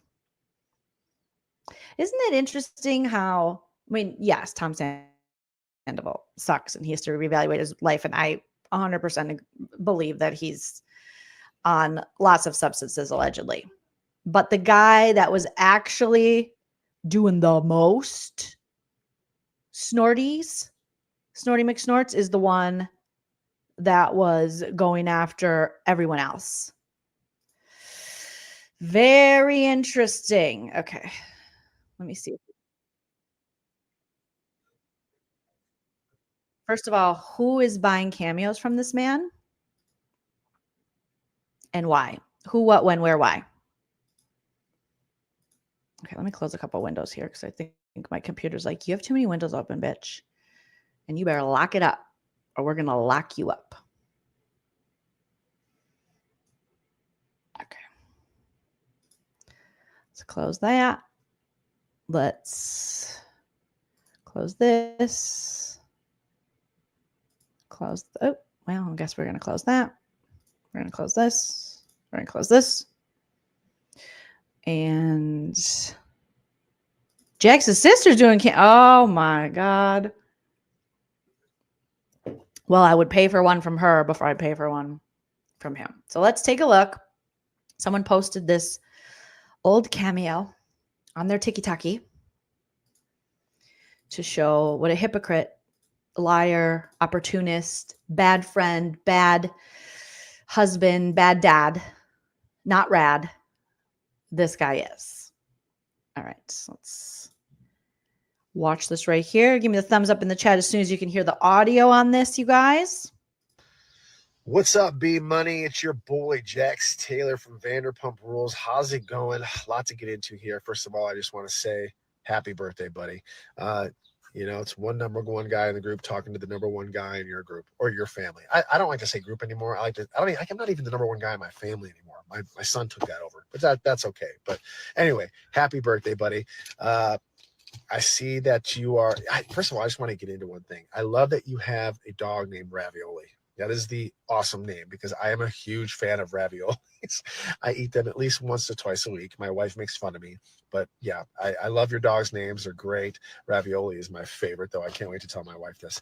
First of all, I just want to say thank you so much for being a fan of the show, watching all these years, all the ups, all the downs, all the craziness, the back and forth. I'm sure there's times you wanted to throw things at the TV at me, call me every name in the book. Jax, how could you do this? How could you say that? How could anybody be your friend? Keep in mind, it is reality TV at the end of the day. We are there to entertain. We are there to, you know, take the pressure off of everyday life when people come home from work, come home from school. They want to get away from their significant other. They want to get away from their friends, or they want to watch with their friends, whatever it may be. They want to turn their brains off and watch destructive, degenerate train wreck TV. And that's where we come in. That's where I feel like that I do my best work is I like to yell and scream at people. I like to, you know, I have no filter. I'm not justifying it at all, but, you know, we like to hype things up a little bit. So don't keep that in mind when you're rewatching the show. We're not always this crazy. We just like to, you know, give good TV. Nobody watches boring TV. Nobody watches TV that people agree on everything all the time. So we got to keep the show going and keep it entertaining at the same time. So we really, really appreciate the support. Get on with it. I wish I can drag James Kennedy a little bit, but I'm not going to lie. I'm starting to like the guy. You know, we've kind of gotten closer a little bit over the past. Probably because they were doing pasta together. And like Tracy says, he admits to liking pasta. James Kennedy is abusive, and so are you. So you got a lot in common. 6 months. He's not that bad of a guy. He's basically me when I was that age, and I can't blame him for that. He's just having fun, doing his thing, being single, making. I'm sorry, having fun, doing his thing. Money, being a DJ, and that's all you can ask for. I mean, that's who he is. I really can't hate on him because I did a lot worse when I was his age. Ooh, this didn't age well. You know, it seems like he's got his shit together though. So not that bad of a guy. Now, Tom Sandoval, on the other hand, yeah, that's a guy who needs a little bit of so this is during Sandoval guidance. I don't want to drag him too much because I think the whole world is already dragging him. But he is who he is. You know, I've been down that path that he's been on. The difference I like to say is his lack of empathy. It bothers me, and the way he's gone about this. And a lack of empathy bothers you? Is it because you can relate to it too much? You're like, oh, that's my gig. That's my shtick. I have no empathy. You can't have no empathy. I'm the number one guy with no empathy in the group. The way he's treating his friend Tom Schwartz, I think that is the biggest problem I have. He like literally wants to pleasure Tom Schwartz in the swimsuit area. This dude is obsessed with Tom Schwartz. You tell me they haven't had a White Lotus Brothers season 3 moment. Okay. I guarantee one of them has the other one while the other one was hooking up with a lady with big tots. I guarantee it. I have allegedly dragging your business partner and dragging your best friend in a mess that you're in and not taking ownership and responsibility and owning up as a man. That's the big key there. As a man, owning it up, because he's not a man. He's a little boy. I don't even think he's that. I don't think he even knows what he is, to be honest. I think he's just got a lot of problems, and I think he needs to go into maybe a rehab or some kind of facility and reevaluate. I'm sorry, what? Did you say rehab? Did you say rehab? Oh boy, I don't even think he's that. I don't think he even knows what he is. He's predicting his future. To be honest. I think he's just got a lot of problems, and I think he needs to go into maybe a rehab or some kind of facility and reevaluate his life a little bit, because what he did was not cool at all. And not cool. You know, especially in his own home. That's my thing. Wait, is he going to stay in his own home? After like at the second episode of The Valley and you're banging chicks in your marital home when you and Brittany agreed that neither would do that. Oh my God. Maybe a rehab or some kind of facility and reevaluate his life a little bit, because what he did was not cool at all. And you know, especially in his own home he shared with his significant other. I just can't imagine. But Ariana's thriving. She's doing great. We checked in with. You can't imagine. You don't have to imagine because you do that. So you don't even have to have an imagination. You literally have the experience of doing that. We check in with her at least every other day. She's doing wonderful. She looks great. Her and I never really got so riding the Ariana, like Team Ariana train, and it was so fake. He hates Ariana. Katie even said like Jax hates my business partner. This guy, oh my God, we remember during Sandoval him doing these interviews and just trying to dunk on Sandoval and pretend he's Team Ariana so that they could get back into the, public, get on the side of like public approval and gain fans and money and opportunities by riding Ariana's coattails. Got along, but we get along now more than ever, which is awesome. I think I'm pretty sure you don't get along. She's a different person now. Is she? Because she's not the one that had to change. It's you. That's about as much as I can get into with this. I'm sure you've heard many, many things on what's going on. Snuffleupagus. How many nose surgeries has this man had? Because I've had 2 and I have sinus issues my whole life. But this guy, obviously the cocaine is going to negate every surgery he's ever had. He's ever had. Because the whole world's talking about it. I'm fucking tired of talking about it. I can care less anymore. I know what's real, what's not. But yeah, hopefully we can all move on from this. But we just really, really appreciate. He makes me want to sniffle. Like I'm just like, get a Kleenex. What's going on in there? The support. I know my wife and I haven't been on TV in the last couple of years, but we will be back on TV very soon. I can promise you that. And without your wife, you wouldn't be on TV. We also have a podcast called When Reality Hits.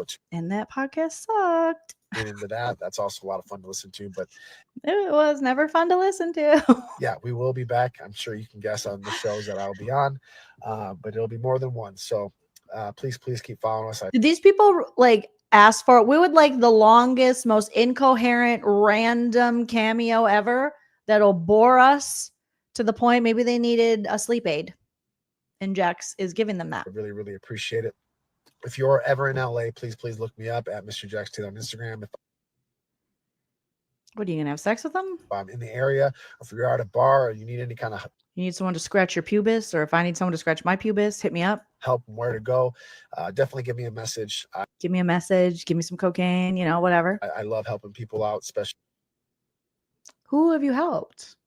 This is just so cool that Cameo, I get to reach out to people that probably I would never get to talk to. So again, thank you so much. Thank you for paying me for a message. Much for being a fan. I hope you have the best birthday ever. I hope Megan takes you out to dinner. Maybe you guys go have. Don't ever hit him up. He's gonna try to bang Megan and give her the craps. A few cocktails. Get a babysitter for the dog. Get some cocaine. Maybe go to a Braves game. Maybe snort some cocaine. Who knows? But who knows? Maybe get some cocaine. Again, I love the name Dog Ravioli. That is the coolest thing ever. Because I love pasta and snorting rails. And I hope you have a great day, Brendan. I'm gonna go snort some coke. Thanks for paying me for the coke. Like I said, you are the #1 guy. Keep it real, B Money. And if you are ever out, B Money. Keep it real. Keep it snorty. Out in LA, please hit me up. Take it easy, buddy, and thanks again. Don't hit him up. Oh my gosh. Jax, everything comes back to bite this man in the ass. Everything, right? 2,000 years later. Today, Junior. Come on, Grandpa. Oh my God, don't. Because we know, you guys, we know all too well. We were sent this. We're the only channel, the only pop culture area that has proof, allegedly, firsthand proof of what it's like to go out on a date or hang out with Jax Taylor. And it's not good. And I'll show you if you haven't seen it. Why don't you just have a little snort? Hon, look, that whole trip's just not for me, okay? Sandy, don't be a bummer. It's no biggie. Honey.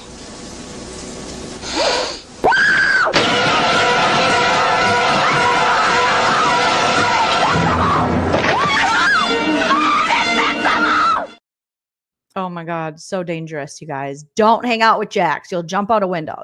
Have Sandy's as a cautionary tale for anyone that wants to hang out with Jax. And just try to make it a regular, motto in your life that you never hang out with a dick. Don't be a dick and don't hang out with a dick. Don't be a dick. You're being a real dick. Stop being a dick. You're being a dick.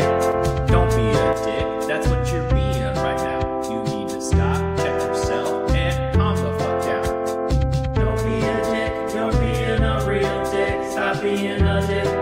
You're being a dick. With the things that you do, you're obviously very hurt, and that's why I think that you're a big fucking jerk. Don't be a dick, you're being a real dick. Stop being a dick, you're being a dick. Don't be a dick. You're being a real dick. Stop being a dick. You're being a dick. All right. So shout out to Hype Man Husband Shell. Okay. Now we do have to at least talk a little bit about Karen Read. I do want to do more in depth as I've been following the retrial of Karen Read here and last week's testimonies. Oh boy, we started off with a bang.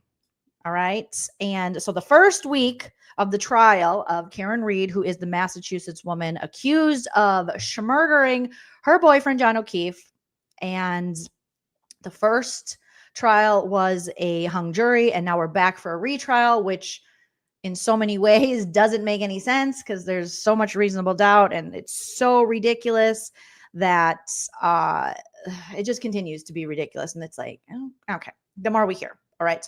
But we had that first week as I was listening, I wanted to go live and we were just so busy. And it was crazy. Okay. So, I'm just taking a look here at some notes, all right. So we have, Auntie Bev, the judge, she's back. Today, we had some testimony. We've had testimony pretty much all last week. Witnesses called to the stand. We saw John O'Keefe's mom, Peggy, called to the stand. She wasn't called to the stand in the first trial. And it was heartbreaking hearing a mother talk about the loss of her son and also that, her daughter had passed away years before due to, I think, a brain tumor and cancer. And then her son-in-law, which is why John O'Keefe ultimately adopted his sister's children and then to lose him, heartbreaking. And I thought it was, so you have the prosecution, you have Brennan talking about her. It really seemed like this was a way to kind of pull at the jury's heartstrings, because Peggy, really didn't need to testify. If anything, it was just more heartbreaking than anything because she wasn't there that night. I guess she could have spoken to the relationship maybe he had with Karen. But other than that, I mean, you could tell she wasn't like a huge fan of Karen Read, John O'Keefe's girlfriend at the time of his death, and that she does believe that Karen had something to do with it.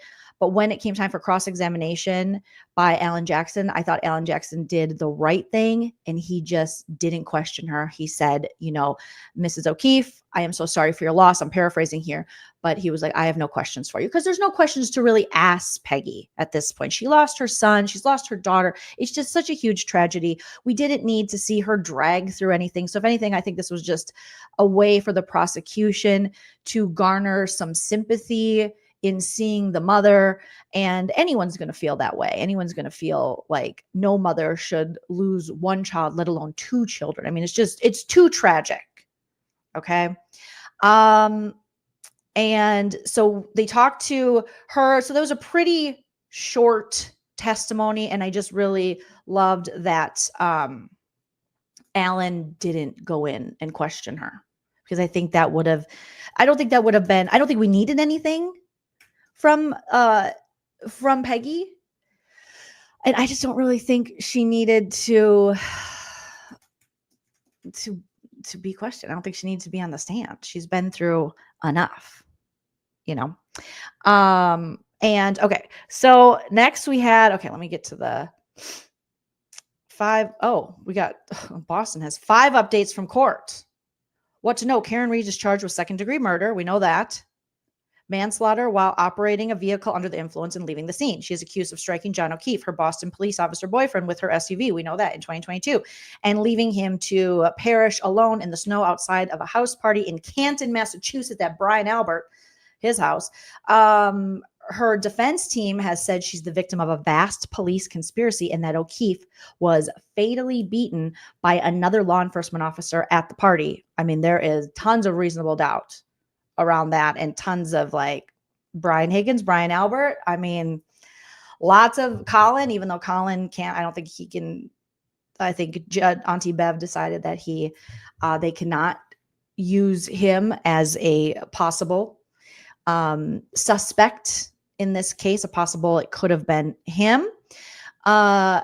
And testimony continued Monday morning and will be followed by a hearing on 2 potential defense witnesses, which I think are the ARCA witnesses. So today was only a half day of testimony. In the second half, Judge Beverly, Auntie Bev, attempted to resolve an issue pertaining to 2 crash expert witnesses from the firm ARCA. Now, I was listening to the beginning of this with Brennan questioning one of the ARCA dudes, and Brennan is just like, when did you talk about the money exchange? Because they're going to be expert witnesses for the defense. They were in the first, and he was just like, well, and the guy's like, we just talked to him like we would any other potential client who wanted to bring us in. And Brennan is no better than Lolly at this point. Also, quick thing, when I was watching The Valley, do you know Jesse from The Valley's last name is Lolly? And then the prosecutor who's still on the retrial but was the main prosecutor in the first Karen Read trial, his last name is Lolly. Is Jesse Lolly from Massachusetts? I feel like he's an East Coast guy, right? Could they be related? Could that explain a lot? I don't know. We'll see. So week 2 of testimony in the Karen Read trial took place Monday with Ian Whiffen, a digital forensics examiner with the firm Celebrite, I think that's what it's called, was the only witness questioned. And he was questioned forever today. And I was trying to follow it, and it was so boring. And this is bringing this man back who's like, well, technically, I can tell within, he's British, and he's like, I can tell within 10 meters of John's phone and the phones and the forensics on the phones, but really, he doesn't really, nothing is with certainty with this. So he's supposed to be the expert coming from Celebrite, but his testimony, I think I got to do a parody of his testimony, a separate parody video, because he was just like, maybe 10 meters. Yes, and the iPhone will track your fitness. I know this sounds a little bit Australian, but will track your fitness and movement within 10 minutes or so. It's like, well, that's kind of a big gap. That's a really big gap. Oh, you think Jesse's from the East Coast? Oh, see, I think they might be related. Max says the prosecution was over the top. He's being too aggressive. Yes, and using Waze. I'm like, I literally haven't used Waze since I lived in LA. And then Google Maps and everything got updated, and Waze used to be the only mapping direction app that could give you like real time of how long things were going to take, real time estimates and stuff, and updating for traffic. But now I think Google Maps does it the same, because I literally never use Waze anymore. When Waze first came out, I was like, whoa, so cool. It says Jesse's from Boston. I bet you they're related. We need to look into this. Silly Goose says the ARCA dude was hot. Yeah, he was pretty attractive. Witness says Waze has a 5-meter radius, said ARCA. The grain is to 5 meters, I believe. Okay. Yeah, it was just so boring, and it went on forever. And I didn't see I don't think we got to even a cross on the Whittle, whatever his name is, Whiffen guy. Very, very boring. We also had Carrie, what's her last name? Last week, Carrie Roberts. No, Carrie Roberts, Karen Read. Okay, yeah. Oh, I had possible perjury with Carrie Roberts. So Carrie Roberts is one of the women that Karen Read called the morning that John didn't come home after she dropped him off at Brian Albert's house for an after party. And he was supposed to come out and say, all clear, they're having a party. He never came back out. So she left, and she was very upset with him. She passed out in the living room waiting for him to come home. He didn't come home in the early morning hours. She started calling people, friends of John O'Keefe, to be like, John hasn't come home. We got to go find John. And this woman, Carrie Roberts, is someone who I believe everybody used to date John O'Keefe, because they're all in this little small town. Karen Read is pretty much the only one it appears, who's not from the area, didn't, date within the group, didn't go to high school together. So Carrie was one of the people that came and with Jen McCabe, and they drove around. They searched John O'Keefe's house with Karen Read, and they were looking for him that morning. Now you can tell Carrie and Jen McCabe's disdain for Karen Read in their testimonies. They're both just like, huh.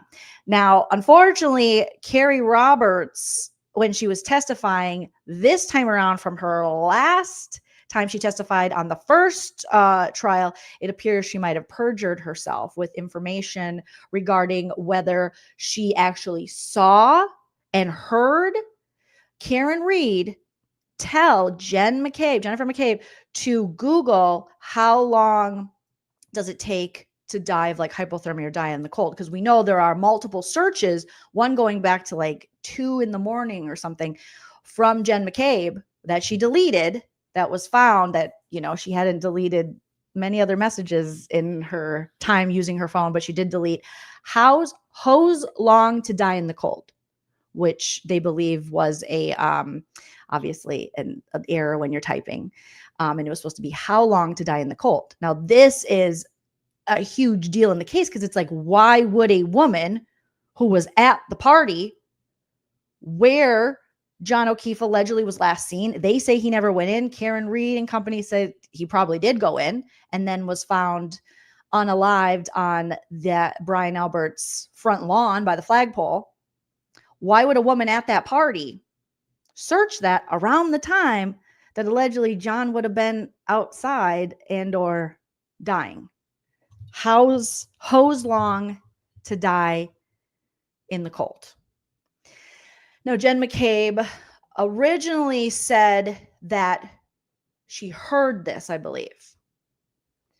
And then in this trial, it was, well, she heard it from, or no, Carrie Roberts said she heard this. But then in this trial, she said she heard it from Jen McCabe when they got together to kind of, for lack of a better term, compare notes to get their story straight.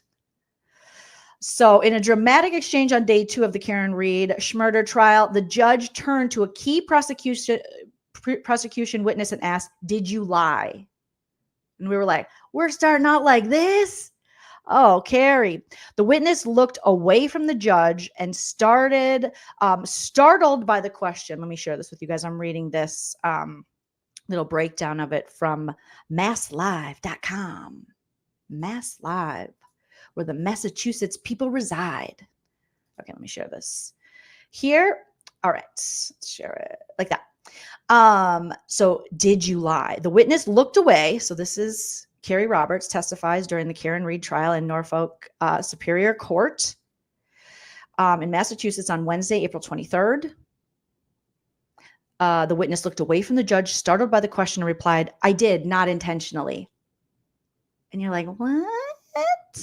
The admission by Carrie Roberts, a close friend of John O'Keefe, came during an intense cross-examination by Read's attorney, Alan Jackson. I'm sorry, Miss Jackson. On Wednesday. It also marked a significant difference from the first trial since the defense decided not to cross-examine Roberts last year. So last year, they didn't cross-examine Carrie Roberts. This year, Alan's like, I got some questions for you. So during this cross-examination, or are they doing that thing where they're like, you can't read the rest of the story? Well, good thing I watched it. And when Alan Jackson asked her, like, you realize that's a crime, like that's a punishable, like you can get in big trouble. You can go to jail. And she was like, I didn't know that. If you lie and perjure yourself. And she was like, oops, sorry, I didn't know. Right? Every time they say hose long to die in the cold. I mean, Carrie looked like she didn't understand the assignment that day with her answering the questions. Alan was taking her for a ride around town on that cross-examination. Because from the looks, if you're looking at it from the lens of, okay, there is a cover-up going on. Jen McCabe clearly is somewhat of a leader in this cover-up. It looked as though Carrie was very slowly realizing that she was not following the script. And she had, ventured off the course, off the Jen McCabe course of what happened that night, and possibly perjured herself to the point where even Auntie Bev was like, did you lie? Are you lying? So that was quite a mess, but very interesting. She got very defensive. She got emotional during this cross-examination and this testimony. Here, let me close that. Oops. All right. And all right. So yeah, the now infamous search read, "Hose long to die in the cold." So the according to the New York Post, the query is central to 45-year-old Reed's defense team's contention that she is being framed by Massachusetts police for the death of her boyfriend 3 years ago.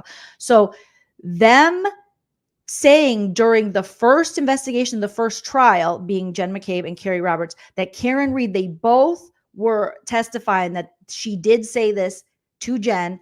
Carrie heard it. Jen heard it, asked her to search this, was central, like they're saying, to why Karen Read was charged with what she's charged with.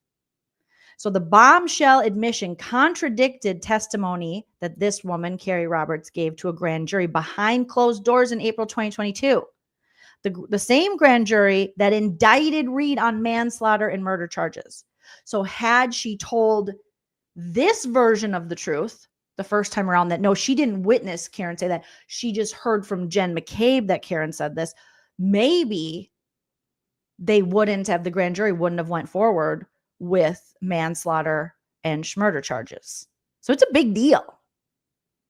She told the grand jury then, Carrie did, that she heard Reed ask McCabe to Google hypothermia as they prayed while the paramedics retrieved O'Keefe from the snow. But under Alan Jackson's cross-examination Wednesday, Roberts changed her tune. "You painted a very, very detailed picture in front of the grand jury, didn't you?" Alan Jackson asked as he pointed to a transcript of Roberts' grand jury testimony. And she said, "Yeah." "Except it's not true, is it?" Alan Jackson persisted. And then Roberts says, "I did not hear her ask that." "But that's what you told the grand jury, that you heard it, you witnessed it firsthand, and now you're saying, oh, no. It was when Jen and I got together that we were comparing notes, and she told me that happened. So it's hearsay. So it's very different than I was there, I heard that, I was a witness to that, to then hearsay. You heard from Jen McCabe. Jen McCabe told you. That's so different." And then they prayed. Mm-hmm. Alan Jackson is one of Karen Read's defense attorneys. So he's on Karen Read's side. Roberts but went on to say she didn't intentionally lie. Instead, she claimed she misunderstood the question when she appeared before the grand jury. So now it's like, oh, no, I just didn't understand. She was like, "I don't understand, bitch. I don't." We need that, that little clip. I don't understand. I don't understand, bitch. I don't understand. I don't understand, bitch. Don't understand, bitch. I don't understand. So that was just like, wow, we are starting straight out the gate. And Brennan, the prosecution, even him questioning her, I felt like he was even hostile toward his own witness. So this new prosecutor they brought in for this trial, I mean, okay, it's interesting. Because he's, not only is he hostile toward, obviously, the Arcadues, but he's hostile to who would be considered his own witnesses. And Massachusetts people, help me out. Is it the norm in Massachusetts, or this area of Massachusetts, to pronounce half? The way Judge Canoni, Auntie Bev, the way she pronounces a half day, a half day. I'm like, it's interesting. It's very interesting. Silly Goose says, "Carrie like a punk up there." She really did. It wasn't good. It wasn't good at all, you guys. Oh my God. But is that normal to be half? I think that's how she says it. Every time she would say half day, I'm like, what is she saying? But I know I have a strong accent and people are like, what are you saying, Joleen?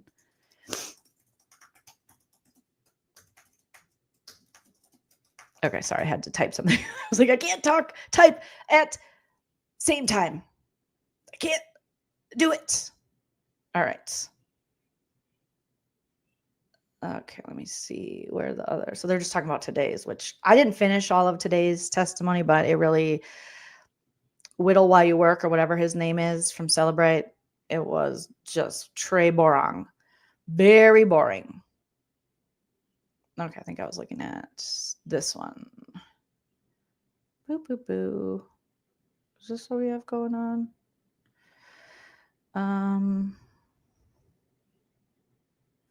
Let's see. Judge Beverly Cannoni, Kinnaburny, Auntie Bivy. We know that she barred the supporters from protesting within 200 feet of the courthouse. Yes, yes, yes. We know that Peggy testified. We know Carrie Roberts testified. That was a very interesting. If you want to go back, check out the trial channel because they'll have the Carrie Roberts testimony and they take out all the sidebars. So that makes it so great. It was boring today, Mallory, unfortunately. It was very boring. Did Alan ever get to cross-examining or did they just, oh no, they let the jury go home half day and then they had the ARCA witnesses up without the jury because Auntie Bev might, is maybe there's issues with ARCA and it's too much. It's too much. Yeah, witnesses, I guess Carrie trusted the wrong person. Whoops, perjury.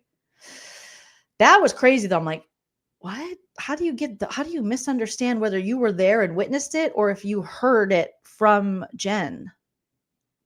What's going on?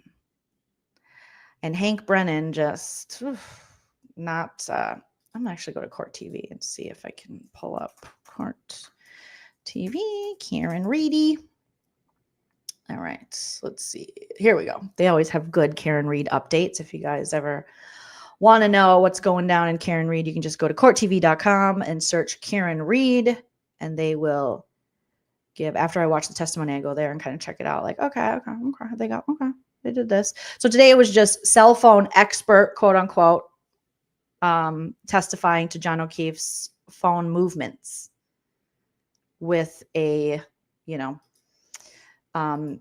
subject to be wrong within 10 meters or 100 meters. It was really crazy. They're like, okay. And apparently the Supreme Court denied Karen Read's appeal to drop the charges. So Karen Read had asked the U.S. Supreme Court to drop 2 charges against her, arguing the jurors in the first trial were unanimous. And I believe we learned that from jurors that were on the first trial. So she argued that, as Karen Read stands trial for a second time on charges that she murdered her boyfriend, the U.S. Supreme Court dealt her team a blow when it announced it would not hear her appeal. Read is charged with second-degree murder in the death of her boyfriend, Boston police officer John O'Keefe, who was found dead in the snow after a night of drinking with friends in January 2022. Read's first trial in 2024, we know, ended in a mistrial when the jury said it could not reach a unanimous decision. In the weeks after the mistrial, several jurors came forward to say they had, in fact, been unanimous in wanting to acquit Read of the most serious charges. Read's attorneys failed to convince Judge Bev or the Massachusetts Supreme Court to bar her retrial on the grounds of double jeopardy. They appealed to the U.S. Supreme Court in a final attempt to get the charges dropped. On Monday morning, so this morning, the Supreme Court issued a list of orders, including cases and the justices had determined they would not hear. Karen Read was among those denied a hearing, unfortunately for Karen Read. Read can no longer appeal the decision to other courts. Read's retrial is now well underway with the prosecution presenting the case. So she was denied that by the U.S. Supreme Court for them to even hear. Okay, and to drop the charges. All right. Let's see if this one has biggest bombshells. Is this? That's all old stuff we already know. Let me go back here. But I definitely, if you guys didn't watch the Carrie Roberts testimony and cross-examination from last Wednesday, definitely go to the trial channel. Subscribe to them. They just hit 20K. Congrats to them. They do great work in just condensing it without this the sidebar, so you're just getting nonstop testimony. Okay, maybe this one. Let's look at this one and see. And go watch that because it was very, very interesting to have one of the first witnesses out the gate possibly have perjured herself. You're like, oh, shit. Oh, shit. All right. Oh, jurors also on the 25th, so I believe that was Friday, jurors were escorted to 34 Fairview, which is the home of Brian Albert at the time, but he has since sold the family home, rehomed the dog, destroyed his cell phone, but there's no cover up or no funny business going on, guys. This is just totally normal. All right. So they were escorted to 34 Fairview, where they were able to view Karen Read's SUV. They had her Mercedes SUV parked outside of the house. I also saw that there was like a rock in the yard that said the Alberts on it, a rock that hadn't previously been there. So I don't know who put that there, if the defense is going to have any issues with this rock being there, because the Alberts don't live there anymore. And I don't know where the rock came from or what the rock was about, but I think it said Alberts on it, or the Alberts, something like that.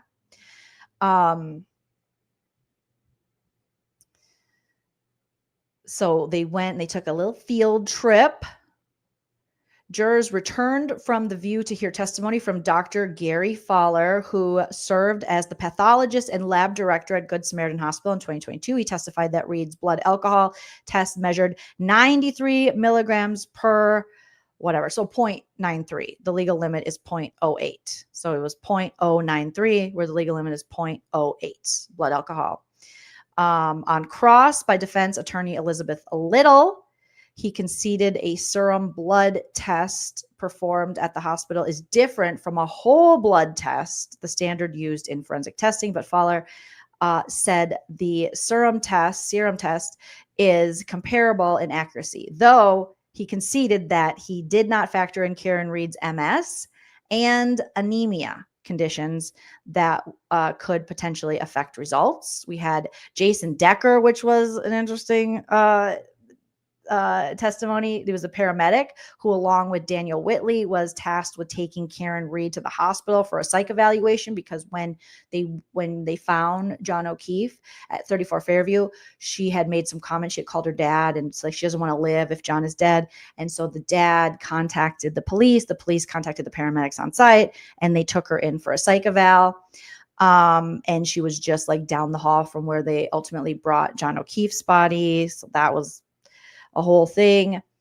And during the ambulance ride, he testified that Read was upset and told him that her last words she had said with her husband, he kept calling John O'Keefe her husband, and we're like, okay, that wasn't her husband, was an argument. On cross, Alan Jackson suggested that the argument occurred in voicemails and that it had happened earlier in the day. Maybe they were talking about the voicemail. They're like, John, you fucking pivot. I'm here with your niece and nephew. I hate you, you effing pivot. Because those were some voicemails that were played from Karen Read that she left on John O'Keefe's phone. I'm here with your niece and nephew. So now me and Hype My Husband show, we can't up, but we're like, you fucking pivot. Yeah, rehoming the family dog, that's not suspect at all. Destroying your phones while an active investigation is going on of a body found in your front yard of a man who's a fellow police officer, as Brian Alberts was, like a sergeant, sheriff, whatever he was, and just destroying your phone, rehoming the dog that had a history of being aggressive or attacking people, and then selling the family home. And they found a neighbor, too, of the Alberts, a guy who had lived in the neighborhood that they used to live in near 34 Fairview. And he'd lived there for 40 years. And he said he knows people who the Alberts dog attacked. And what do we see on John O'Keefe's arm? Possible injuries that could be attributed to a dog attack. It's just crazy. Oh, the rock was mysteriously removed later. But I would have a problem with that if I was the defense. I'd be like, why do we have a rock there saying the out? What was the point of that? Why have something there that wasn't there? Why would you put that there and then it was mysteriously removed? That's interesting. Not paid manuals is my conspiracy theory. The rehome dog's name is Ravioli as well. Jax would have something to do with this, wouldn't he? He really would. So this paramedic I was like, this paramedic is sus. His answers were sus. You know, him talking about Karen not wanting to put the gown on or something. It was just like, what? As she's, it was interesting.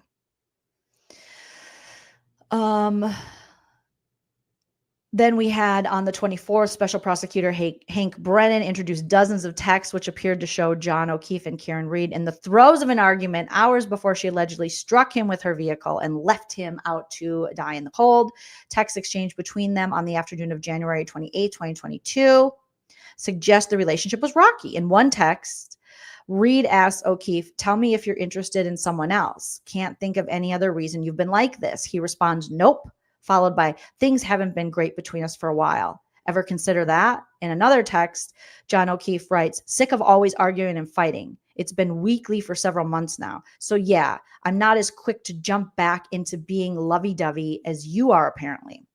A call log introduced by Brennan suggests Read was calling O'Keefe incessantly on the afternoon of January 28th during the argument, and her calls were either ignored or rejected, despite a text from him that said, "I'm not answering, stop calling." I think at one point he said something like he was with his niece and nephew.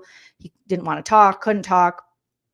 Brennan also introduced several clips from interviews that Read has given since the first trial. We know there are many, Discovery, Dateline, 2020, the documentary they did for Max, Body in the Snow, I think. That was a pretty good one. So now the prosecution, we know going into this trial, is able to use those interview clips, which some fear might backfire for Karen Read, them using her own words. But Karen Read says, bring it on. She's like, "I don't believe I said anything that incriminates me because I didn't do it." So he introduced several clips from interviews that Read gave about the amount of drinking she did on the night O'Keefe died. But I don't know if it does as much damage as they think it does, because we haven't seen anyone say that John O'Keefe's injuries were the result of being struck by an SUV, by being struck by a car. There's so much reasonable doubt surrounding the cause of death. And also everyone else at the party was drinking and driving and drunk.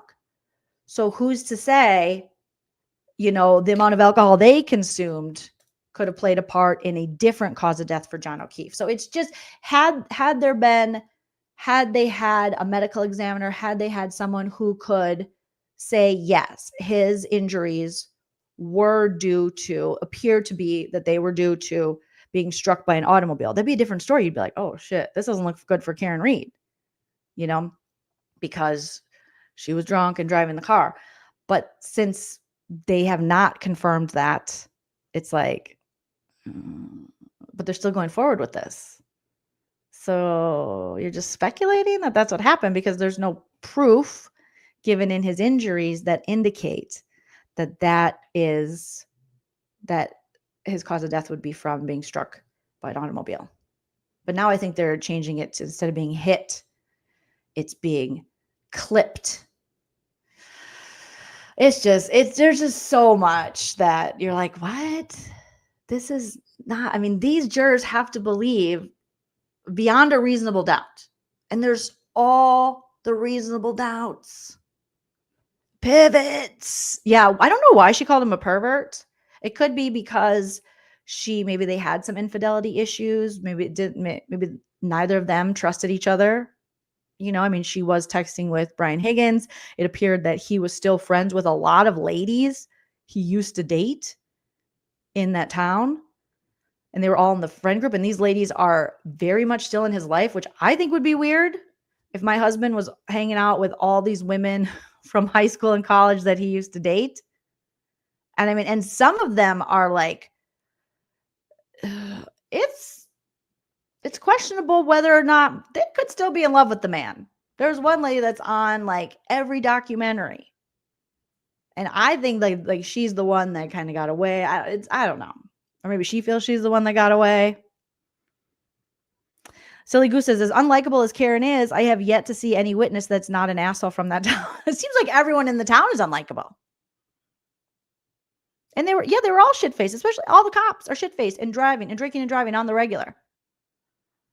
So I don't think it has the impact they think it does, since you literally have no proof or no one coming in saying that John O'Keefe's cause of death is from being hit by a car. Therefore, you can go, oh shit, Karenread dropped him off. She had a car. We got a broken taillight, and we're still trying to figure out, how the pieces got there and how they were found at a certain time with Proctor. It's just a whole mess. And they took the car in and they inverted the video. It's a whole thing. We'll get there again. Krista says, so much reasonable doubt. And yes, also such a sus job. Yeah, with red Solo cups. They got no crime scene tape. They got leaf blowers, trash bags, not going in the Albert's home. It just doesn't look, it looks really bad. Kayla Everett says, not all circumstantial evidence does a case make. Yeah. So Brennan introduced these clips. I didn't feel like, I think if anything, the clips, the damage I think it'll do is, I think it's that it's a big reason why Karenread isn't probably testifying is because she isn't the most likable of defendants. None of the people are, though, that are testifying, like you guys said in the comments, but I think it's probably best for her not to testify. And so these clips could bias the jury on, like, they just don't like her personally. And if they can't separate that from, them having to find her guilty beyond a reasonable doubt, if they can't separate the two and they're like, I just don't like her, I think she's guilty, and they aren't actually, so that could play a point, but I didn't see any clips where I was like, oh shit, so far that they played where she should necessarily be worried, where she has implicated herself. I don't know. From what they've shown, I didn't think they were that bad compared to everything else we're seeing. But so they're just showing while she disputed the number of drinks she had, she conceded she was impaired and questioned herself about whether she had struck O'Keefe that night. I think they're really banking on the fact that she was like, people telling her not knowing what happened. Like, could I have hit him? Did I? Like, these questions that go through your mind, I would assume at a time like this, like, what happened? You're in shock. And then you have alleged witnesses there saying, we heard her say, I hit him. Now, the first trial, I think it was, I hit him. And now it's, I hit him. And you have multiple people saying they heard that. However, we pull out the police cam and we never hear her say it. But these people who just happen to possibly know each other, or do know each other within this community, and people who were, Jen McCabe, who obviously sister-in-law to Brian Albert. There's suspicion around Brian Albert, Brian Higgins, and what their role was in John O'Keefe's death. So in an attempt to cover that up, possibly, you have people saying, she said this, you can hear her clear as day, but you have the police cam there and you pick up a lot of things that was said and done, and you never hear her say, I hit him. And that changed from 2 to 3. It's a whole mess. I think it's much more likely that she was just, questioning at other times. Like, could I have hit it? Like, oh my gosh, because you hear it enough times and people say that you say it. It's almost like we talked about before, like propaganda, you start believing. That's sus too. Then we had a friend of John O'Keefe testified, Michael, and he testified last week that he did not observe any strife in the relationship when he was around them. based on what he knew, they were in a normal, affectionate couple, though he noted that Reed did not want other women around O'Keefe. So there was some trust issue things going on. Lots of women were around who were in other relationships but had previously dated John, who he was close friends with, women he had dated, went to prom with, blah, blah, blue. And this friend, Michael, he had went out with him earlier in the night because I guess they were celebrating John O'Keefe's niece, who he adopted when his sister passed away, and Michael's daughter had gotten into college, I believe. They'd gotten into the same college. So they were kind of celebrating that. Michael ended up having to leave because I think he got a call that something happened with his son. His son got injured. And so he had to leave. So he wasn't there for the rest of the night. But they were the prosecution and also cross-examination of him. But, you know, he didn't really, it seemed like he was just telling what he knew. It didn't seem like he was lying about anything. He didn't add things to the story to kind of make Karen look guilty. He was like, this is what happened. This is what I saw. This is what I observed, which is what witnesses should do. So when you see his testimony versus the people who were at the party testimony, and you're like, oh, these people testifying seem like they have something to hide, which is why, you know, we're already, 5 days into the trial and we got a witness already possibly perjuring herself. So a broken nose. Yeah, that's what it was. Thank you, Krista. And then Carrie Roberts. So that's the latest and greatest going on in the Karen Read trial. We'll do again, probably starting later this week. Maybe let me know in the comments. Here will be the little comment prompt, I should say, after the video post. Let me know if you like when I come live and we at least play some of the trial from that day. I like to do it a little bit behind so we can fast forward and we can skip to parts and we don't have to, if you do it live, then it's like when they go to break, you have to stare at that ceiling fan that they have in the courtroom. But if you like, when I do that and we kind of, talk about it, roast it, recap it as it's happening, let me know and we'll do some more of those definitely next week. Seeing who's on the docket, which witnesses and stuff are there. Let me know if you want to do that. I know there's a lot of channels that do that. There's a lot of actual lawyer channels that do that are fantastic. But if you guys want to hang over here and we could watch it live together, I'm up for that because I'm going to be watching it anyways. So I can watch it with you, can watch it without you. It's up to you guys. Care Bear says Jesse Lolly is from Woburn, Mass. The police force are 3 generations of Lollies are on the police force. Interesting. I wonder if he has any relation to the prosecutor Lolly.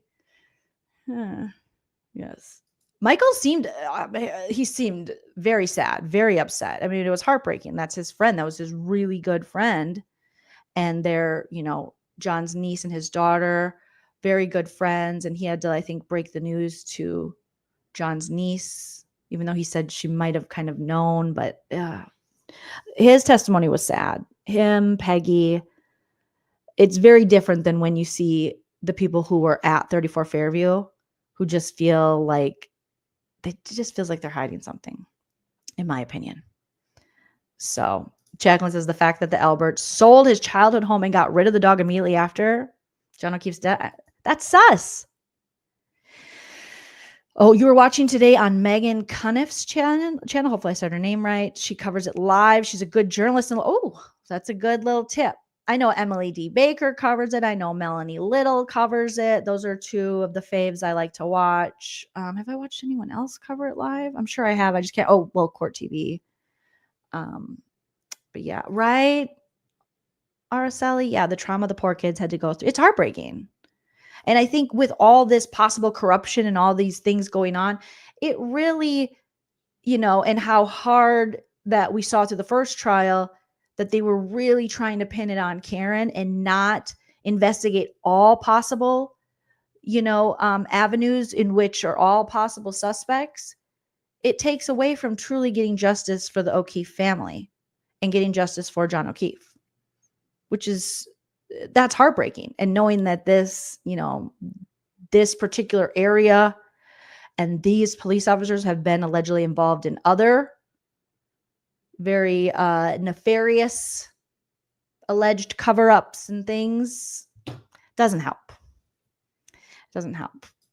Okay, we got one from Otter. Make sure you leave that in the comment section. If I get enough comments that say you guys want to watch it live with me, we'll definitely do that.